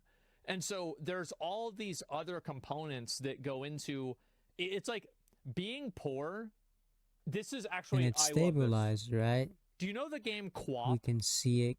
where you have to move the guy's Bounce every single muscle in the guy's up. body in order to run? QWOP, yeah, it's like this guy. So Let me go let's ahead and I'll say show the you dollar this. goes up again. This is what being poor is like. This is 107, what not having money is like. 109, maybe even up here at some point. Right here. This is it. And you The SPY have will these other probably problems and these other issues that take a you're dip. running into. And all of these And it issues and kind of these looks like problems, it might for be a taking a normal dip person, soon. they don't even think about this. It's not even a factor. But whenever you don't have any fucking money, you got to think about how you're going to move your calves, how you're going to, this is you. This is you, bro. Like, that's right there. See, that was an The SPY's been unexpected unbeatable. surcharge That's on, crazy. oh, Look at this. jeez. Yep, there it is. See your credit card. Oh, an overcharge fee? Oh, yep, there it is. Just had it happen. Yeah, and the rich guy is driving past. Yeah, it's not like he's playing a racing game. Bro, the rich guy is playing Forza Motorsport. He's driving by. He didn't even know what the hell's going on. He didn't even see this. He probably runs you over. Yeah, so this is what it's like being like, I would say, like, not having a good amount of money. Like, not being super poor, but like not having a lot of money. Any little thing that happens, any little thing, right like that. There it is. You're closer to being homeless than to being rich. There it is. Overdraft fees are peak capitalism. Yeah. And guess what happens? You know what's funny is that, like, my account, I don't get overdraft fees. I don't have overdraft fees. It doesn't happen. So, like, there are things that, for example, if you have a lot of money, there are a lot of things that don't cost money. Why is that? Because I have a lot of money invested in the bank. And so they give me a different account. Yeah, like, straight up. Like, that's the way it works. And so, yeah, so it's fine. And I used to be, like, in a position. So, like, do banks still do this? I don't know if they still do this. I'm assuming they do. That you have to have a monthly income going into your bank account, or you have to have a total lump sum in your bank account. And if you don't, they take money out of it. The broke boy tax. Yep, there it is. They still do. That is a maintenance fee. Yeah, do you guys know about this? I can't spell maintenance. A charge you may have to pay each month for having an account open at a specific financial institution. How to avoid monthly maintenance fees in 2024. Oh my God. If certain requirements aren't met, maintenance fee requirements. What are checking account monthly accountants fees? Okay, here we go. I guess this must be one of them. I'm just going to pull it out for an example. But typically it ranges from $5 to $35 a month. Oh my God. Why do they charge it? Because they can. There it is. So if you don't have any money, they charge you money for not having any money. Isn't that cute? And also, like, here's another factor, is that if you have a lot of disposable income, it's easier for you to buy and spend money on things for a large point in the future. So I'll give you an example. If you can buy, like, let's say, like, this is not a good example in practice, but the theory is good. A World of Warcraft subscription. You have to pay $15 a month for a WoW subscription. But if you can pay every 6 months, you pay a larger amount of money, but each individual payment is cheaper. So if you look at the total amount of money that you spend, it's only like $13 or $12, whereas it's $15. So poor people don't have the amount of money or cash on hand in order to buy in bulk or in order to purchase large, like bundle deals, like for insurance or something like that. So they're stuck paying the one-time, like, premium payments rather than making the long-term higher value bulk payments. And, like, there are a lot of other examples of this that happen. Let me think of some more of them. Oh, fuck. The scam value. Yeah. Oh, for phones, I think phones are definitely like that too. Phones are like that. Car insurance. Yep, car insurance is like that as well. And almost everything is like this. What's your opinion on banking system in general? I mean, I don't know. That's too big of an idea. I don't think I'm educated enough to have an opinion on that, to be honest. I don't know enough about the topic. Shopping at Costco, you can afford 1 can of corn, but whenever you pay overall less for 12 cans? Yeah. 36% of Americans said they had more credit card debt than emergency savings. Oh, yeah. According to Experian, I know an that average 36%. American holds a debt balance of $96,000 and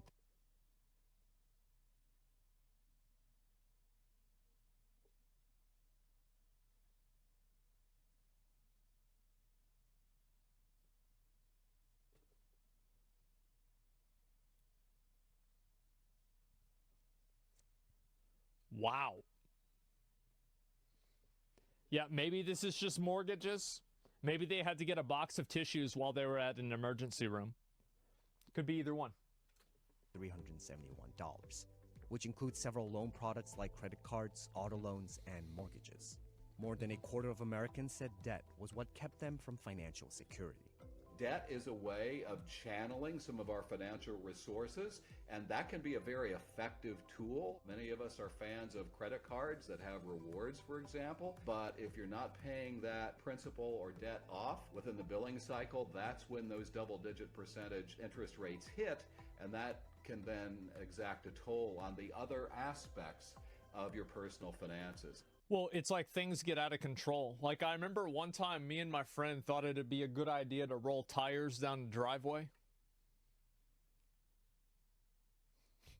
Just, it is what it is, right? We thought it'd be a good idea to just, roll some tires down the driveway.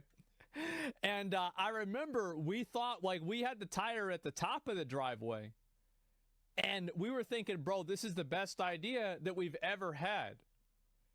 And then I thought, whenever we let go of it, we thought, well, where's the tire going to go? Oh, my God, it's going to hit the neighbor's car. How do we not think of this? Like, how do we not think this shit was about to happen? And so then I go and I had to get in the way of the tire and stop it from hitting the neighbor's car. And holy shit, guys. Holy shit, it was hard to do. It hurt. But if you can stop it at the top, it doesn't hurt that much. And what happens with the debt is that, like, let's say you've got, $1,000 that you owe, and it's 10% interest. Well, that's $1,100. But then the month after that, it's $1,200. It's $1,210. It's compounding interest. Isn't that cute? And then it just gets more and more and more. It just gets worse and worse. And so as soon as you lose control of it, you're never going to be able to realistically pay it off. You owe that on the interest debt too? Yeah, exactly. Thank God. People never do pay interest. Yeah. It's like, if you want to make a lot of money, letting people borrow money on interest is a great way of making a lot of money, because it's basically a fucking scam. It is. It's so much of a fucking scam that Muslims are like, this shit, no, it's illegal. Usury's fucking illegal over there. You can't even do that. And so that's the level of a scam that, like, I think that Americans are just so used to just, oh yeah, for sure, that's the way it is.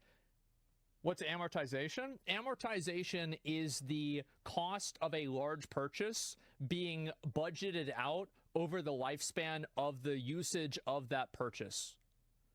So, like, for example, if you're buying a car every year, you want to pay it like 12 times, right? That's what an amortization is. It's haram in Islam. Yeah, isn't that depreciation? It is. Yeah. Well, it's like it's basically like the way that you're spending money on something. Amortization also, I think, usually has there's like an interest component to it, so you can figure out like what the balance is. It's different.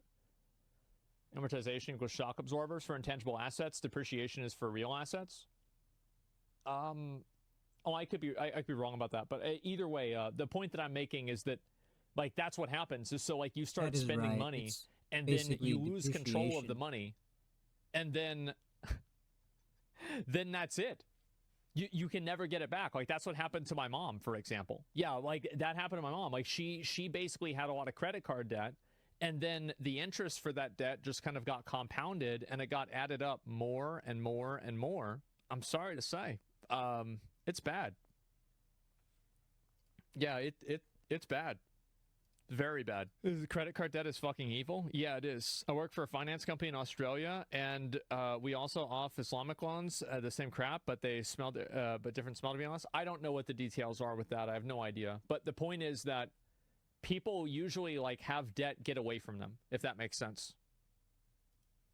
How do we properly address this so that people cannot be in the cycle of just focusing on paying debt and necessities, but can even think about... You're never going to be able to address it. And the reason why is because people are so stupid nowadays. They're more focused on whether the person that hit that one bridge had the COVID vaccine or not. So you have like somebody drives a boat into a bridge and the bridge collapses, and now everybody's thinking about, well, were they vaccinated? And this is where the dialogue is. So this is what the problem. There was one tweet. It's one tweet, you're right, but there's a lot more people that think things that are just that stupid. It's an example. You're right, not everybody thinks about that one stupid thing, but if you put all the stupid things together, you've got a lot of people thinking about a lot of stupid things. And was he vaccinated? I don't know. Yeah, I mean, we're trying to figure it out. It was not just one tweet. Yeah, that's what happens.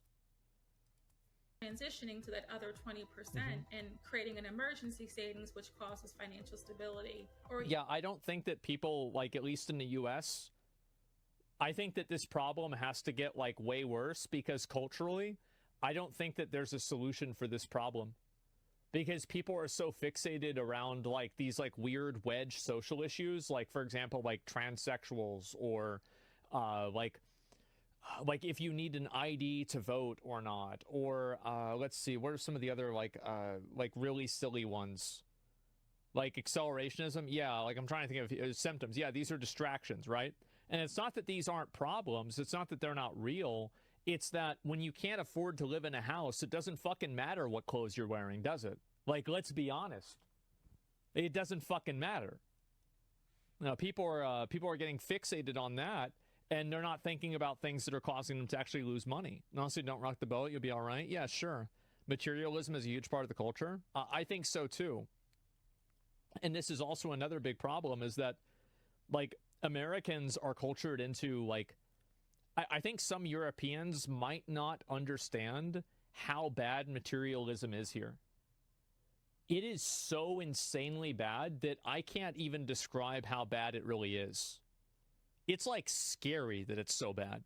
Gold standard is not backed by $1. Yeah, sure. Like, tell us? Well, it's like people will spend money just to go out and make it seem like they're spending money. It's kind of like these, tipping culture, right? Yeah, they're going to tip a lot of money whenever they shouldn't be doing that. Now, what exactly is materialism? Materialism is that, so basically, a lot of consumerism is built around telling you that you are a 1,000-piece jigsaw puzzle, and you have 983 pieces, and those last 17 pieces are at Sears. Those last 17 pieces are at Target, and that's what will solve it for you. Or Amazon, yeah. And I think it's a huge problem. Even saving for retirement, which is the goal of creating future financial stability in retirement. Yeah. The fact that many Americans are living in financial insecurity poses a big risk to the economy as a whole. There's a reason why we measure. I just saw that Dollar Tree was, look at this. Dollar Tree raises max price to $7. I remember going to Dollar Tree, and guess how much it was? Never guess. You would never imagine how much it was. It was a fucking $1. A max price ceiling of $5. Bro, they are increasing the price cap. So, and this is what the issue is, right? Because $5 to $7 is $2, right? No, it's not. It's 40%. And this is what people don't understand, is that you get nickel and dimed and you start spending $2 more here, $3 more there, and eventually, you know, like, you take enough little bites out of something and it's gone. And that's what it is. 40% isn't a nickel or a dime. Well, it's $2 though, right? And you think to yourself, well, $2 isn't that much money. Well, yeah, it's not. But whenever everything is $2 more that started at $5, now you've got a problem. It's nuts, man. Dollar Tree is $7 fucking dollars. You getting hoodwinked? Yeah. And monitor very closely things like consumer confidence or consumer sentiment, because what populates those data points are everyday measurements like inflation and the strength of the job market. I think COVID really showed us that households, when they don't have a level of stability and security, are actually the primary foundation of whether the economy can be strong or not, because we are so based on consumer spending in this country. Public policy can greatly improve Americans' chances of achieving financial security. So, well, that's not really going to happen. Like, they're not really going to figure anything out about that. It's not going to happen. For example, Social Security is the bedrock of most people's financial security in retirement. It's not the only source of their retirement income, but I always found this to be very ironic that so many old people can be against socialism, but they have Social Security. I never really got that. Because it would seem like, because it's like if you read the name and it says so, I mean, it's like, I mean, you really can't put two on top of two. They're like, what the fuck? it keeps a lot of older people out. It's money you paid in, though. Somebody says it's money you paid in. Yes and no. So it is money that you paid in, but at the same time, if you are alive long enough, you are getting more out of it than you paid into it. And also, money that you pay into the system, that then the system redistributes to you at an interval after it's allocated in the most effective way, is effectively what all taxes are. That's the way it works. Like, this isn't like a gotcha. That's the way it works. We don't want complete socialism. Well, it's not that. Nobody says that. That's a bad argument because it's forced. Of course it's forced. It has to be, or people wouldn't spend the money to do it because they're stupid. Absolutely. That's why we have forced payments for roads. Because if we didn't have forced payments for roads, you know what would happen? Is that the only people that would want to pay for the roads that were on their street would be the other people that live on their street. And nobody else would want to pay for the road. Imagine how much of a fucking chaos that would be. We'd have no fucking roads. Well, I don't drive that way. I don't care about that road. Let's just not do that one. Poverty. And we know that Social Security needs some reforms in order to maintain its same level of benefits. And then also anything we can do to make sure that employers are offering any kind of retirement savings opportunities, emergency savings opportunities, and we're offering employees the ability to enroll in benefits, whether that's health insurance or insurance for life insurance or disability insurance. You know, employers are a key part of this too, and public policies play a big... Here's a big problem right here. What's the biggest health insurance company? What's the biggest one? Blue Cross Blue Shield? Okay.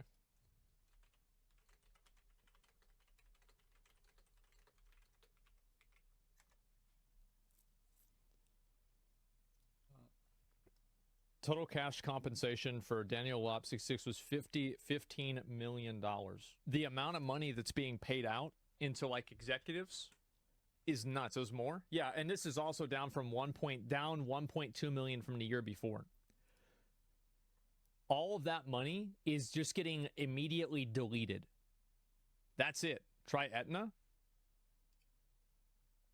Total compensation is $21 million. That's what it is. That's why this problem's happening too. Just get you for-profit insurance companies, and the people are taking millions of dollars. And he's also probably not the only person that's getting paid a lot of money in that company. Big role in terms of what employers can offer and at what price they can afford it. The household's willingness to work toward financial security is also important. Ultimately, the answer here is I think that everybody would work towards financial security if they thought they could get to it. But people don't work towards it because they are, like, there are a lot of people that are not stupid. They understand math, and they see how the math adds up, and they realize it's never going to happen. So they don't even do it. I think people will work towards it if they feel like they can, or at least a good number of people will. Solutions have to be arrived at the macro level as well as the household level. And so at some level, we all need to try to own our own financial success by managing our money as well as we can across the range of areas like emergency savings and retirement. Financial advisors say the first step is to have a clear goal. What do you want to achieve personally? What do you want to achieve at work? When do you want to retire? What do you want to do for others? And write that down. But the key to success comes down to budgeting. Everyone should budget. What we say is it's not what you earn, it's what you keep. And so think about and have some transparency of where is your money going. And then make sure the budget that you have aligns with the goals that you wrote down. If you say you want to retire early, are you saving more to retire early? If you want to put your children through college, if you want to be debt-free, are you paying more on your student loans? Are you paying more on your credit cards so you can be debt-free? Make sure that your budget aligns with your goals. There are actually millions of people struggling. It's not something that people want to talk about, but if you're in a place where your financial security feels super precarious, you're not alone. And it's not your fault. Many people who have really high incomes and a lot of savings still feel financially anxious. So don't feel like this is your fault or something to do with the fact that your income isn't enough. You know, we all... Well, it obviously isn't enough. I mean, it very clearly isn't enough. If it was enough, nobody'd be talking about this. Fucking obviously, it's not enough. So the thing is that, and this is the problem with like a lot of conversations about this, is that there are people that basically say that like this is all society's fault, which is true in a lot of cases. But there are also instances, and I've seen this myself, of a lot of people who are the product of their own bad decisions. And, you know, I've seen them grow up. I've seen them like decisions they've made over their life. And, you know, really they're in a bad place because they're bad at making money or spending money, or sorry, bad at managing money or spending money. And they just do stupid things, right? And so the truth is that both of these things are accurate. Rich Streamer telling chat how to. I mean, yeah, I think it's true. I mean, I've known this for years. I mean, of course, like, do you guys know people that are like that have money problems because they're bad at spending money? And it's like, you would know that if they just did, yeah, I mean, like, what are we talking about? It has nothing to do with me being a streamer. Like, this is common sense. Everybody knows somebody like this. So a lot of people have no money education. Yeah. Yet you support universal basic income. Yeah, I also drink soda. I'm sure those two things are probably related more than the universal basic income comment. So anyway, what I'm saying is that, like, a lot of people just don't like saving money because they don't feel like they just don't like doing it. They like the instant gratification of spending all their money. And I think the truth is that it might not be necessarily like your fault what position you're in, but it's only going to be your fault if you end up in that position, right? If you end in that position.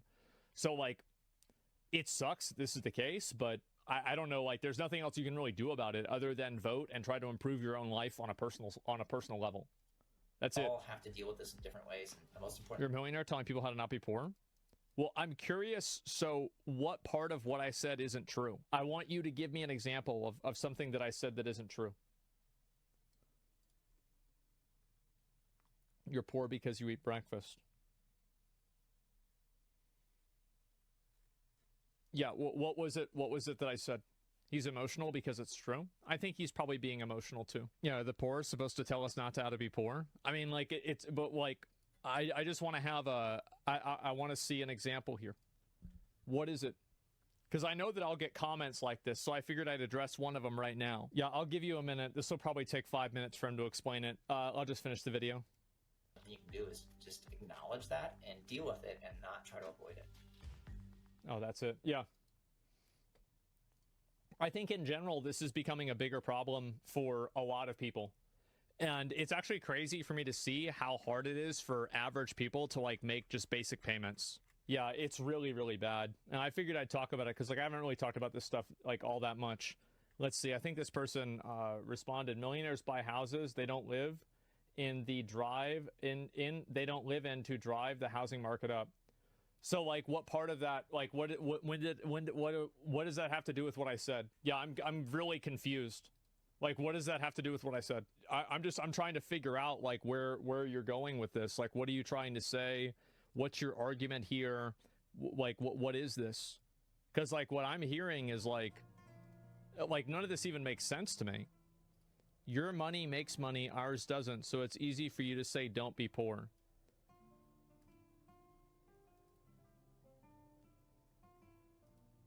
What? So let's go back to your original comment, telling people how not to be poor. What did I say that was inaccurate? Because I clearly said something that you think is inaccurate. Give me, like, what is that? Of course it doesn't make sense to you. Well, the reason why it doesn't make sense to me is because it doesn't make sense to anyone. Does what he's saying make, like, does this make sense to anyone here? I don't think it, like, what? No sense. Yeah, like, what is this? It's just an angry boy venting. I think that's what's happening. When was the last time you were poor? Long time ago. So you're accusing me and saying that I'm wrong, but you can't even explain the thing that I said that you disagree with. I think I said everything that, like, this is accurate. Like, it's totally true. Like, what does it have to do with my perspective? Like, either something's true or it's not true. You could be a billionaire or you could be homeless, and it's still a stupid idea to spend money on Supreme. Like, what are we talking about here? Exactly a long time ago? Do you have a point of view, or are you just yeah, this is the mindset of these people.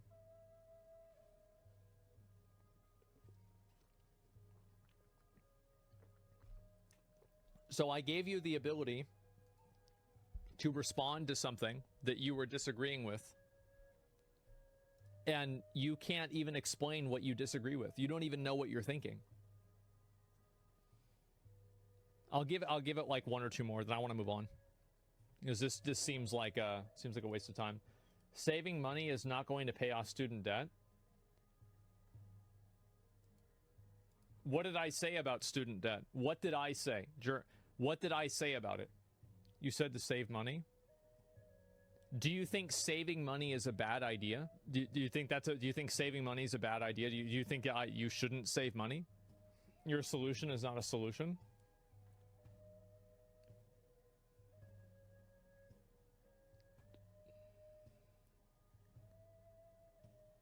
Oh my god. Oh fuck. Then what is the solution? Then what is the solution? Jander, what is the solution? What should you do? Yes, if your debt's going to increase because of it, interest is less than the debt percentage. That not always, but it depends. So what's your solution?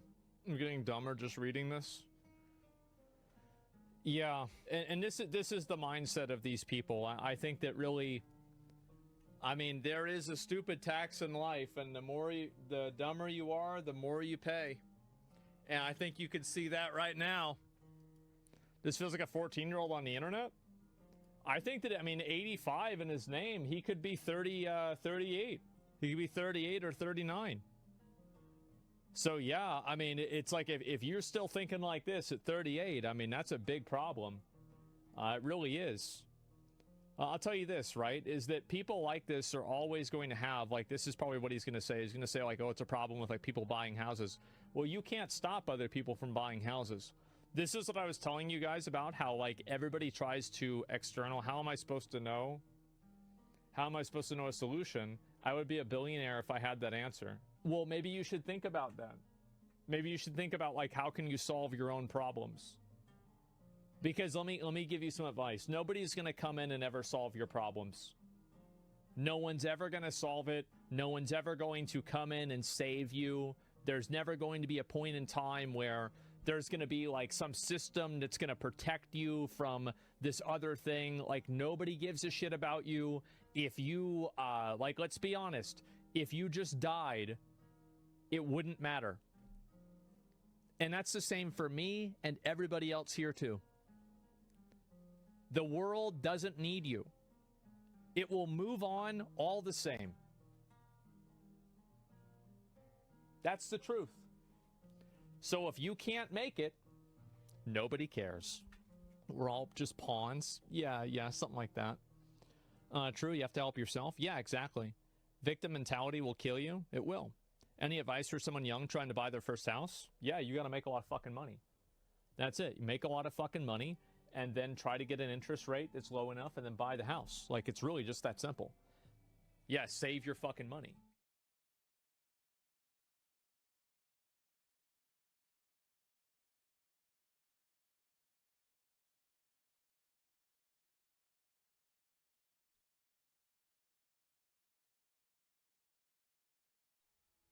Unreal Engine, I'm disappointed in you.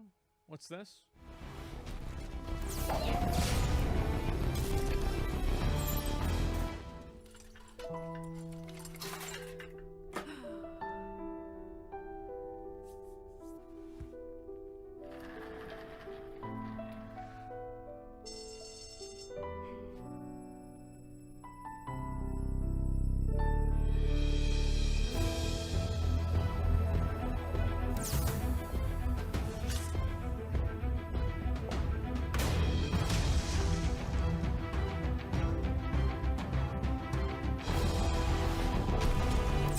Should have been an earthquake.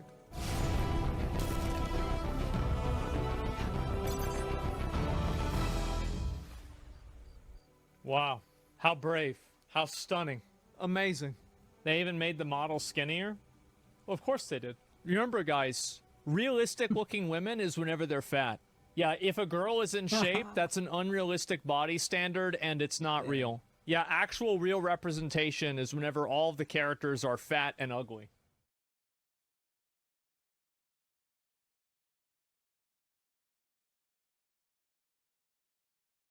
And I thought you gave Conrad 7 and those other guys a hard time. I didn't give Conrad a hard time. I see him in chat all the time. But, like, people come in, if you want to go and fucking argue about something, you should at least know what the fuck you're going to say. Like, you can't just go... that's exactly what they're saying to you. But the difference was that I didn't miss anything.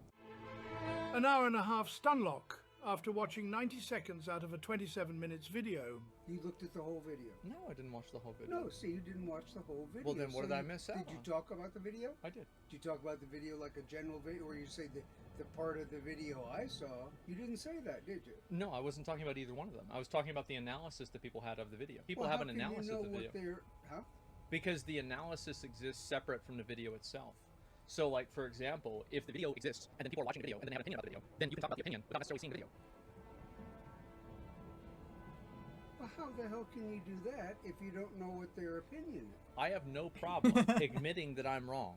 Which is the last time you know what you're talking about. I do. And you don't. Oh, you didn't see the whole fucking video. You don't need to. How do you? Why do you? How can you say that? Because I've seen 50 other videos that are just like this. I've been through internet dramas that are just like this. Well, I talked about it for too long. I talked about it for like an hour. Well, hey, what a surprise! You know, you gotta. I told you, you need to. Yeah, dial it in. Yeah, dial it back. Yeah. Yeah.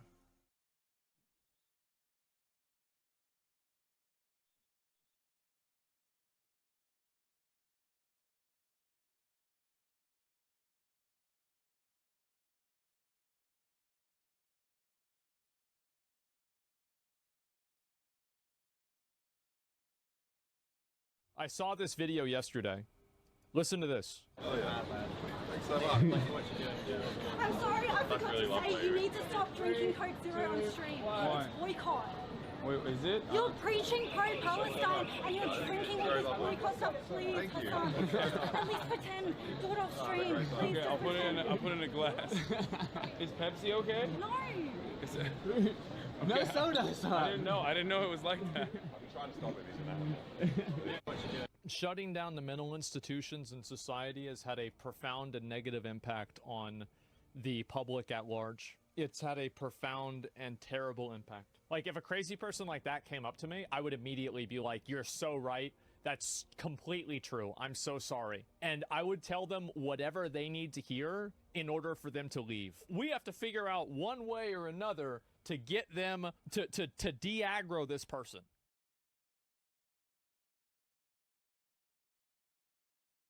De-aggro this person. Love it.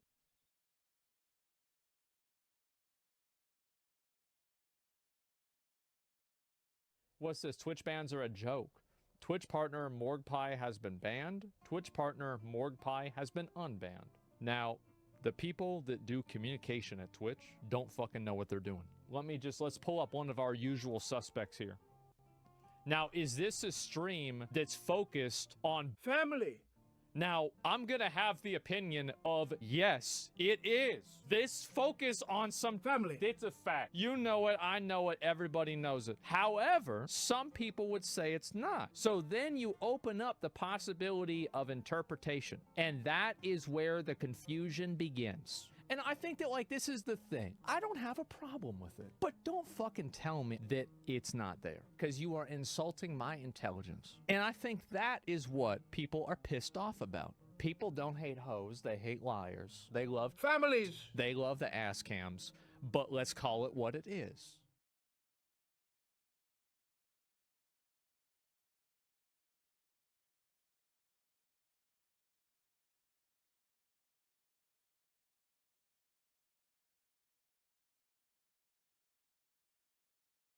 But apparently there's some bullshit going on with like IGN. They wrote an article. Let's read it. Let's read what he's got to say. It's not new. The other games have chosen to highlight the strengths of their female characters, but where Bayonetta stands out with an iconic character design, or even 2B with Nier Automata inspires an entire generation of cosplayers, Eve from Stellar Blade is just bland, a doll sexualized by someone who's never seen a woman. Man, and then apparently this is the wife of the concept artist. Yeah, I mean, look, here's the thing. Like, obviously, this guy's a fucking idiot. I don't really take these comments very seriously because the people that write them are, like, functionally brain dead. As someone who's never seen a woman, how the fuck is this guy a journalist? Lamau, not even an insult, that's just being petty. Because he's a little bitch. He's just a stupid ass bitch. Like, that's why. The thing is that, and I know this is probably mean to say, but like, whenever I see somebody that makes comments like this, all I have to do is look at them and you know why. Remember that those two girls that one dude interviewed, and both of these girls combined were like 1,000 pounds? It's like, big surprise, you're gonna act like this girl has an unrealistic body proportion.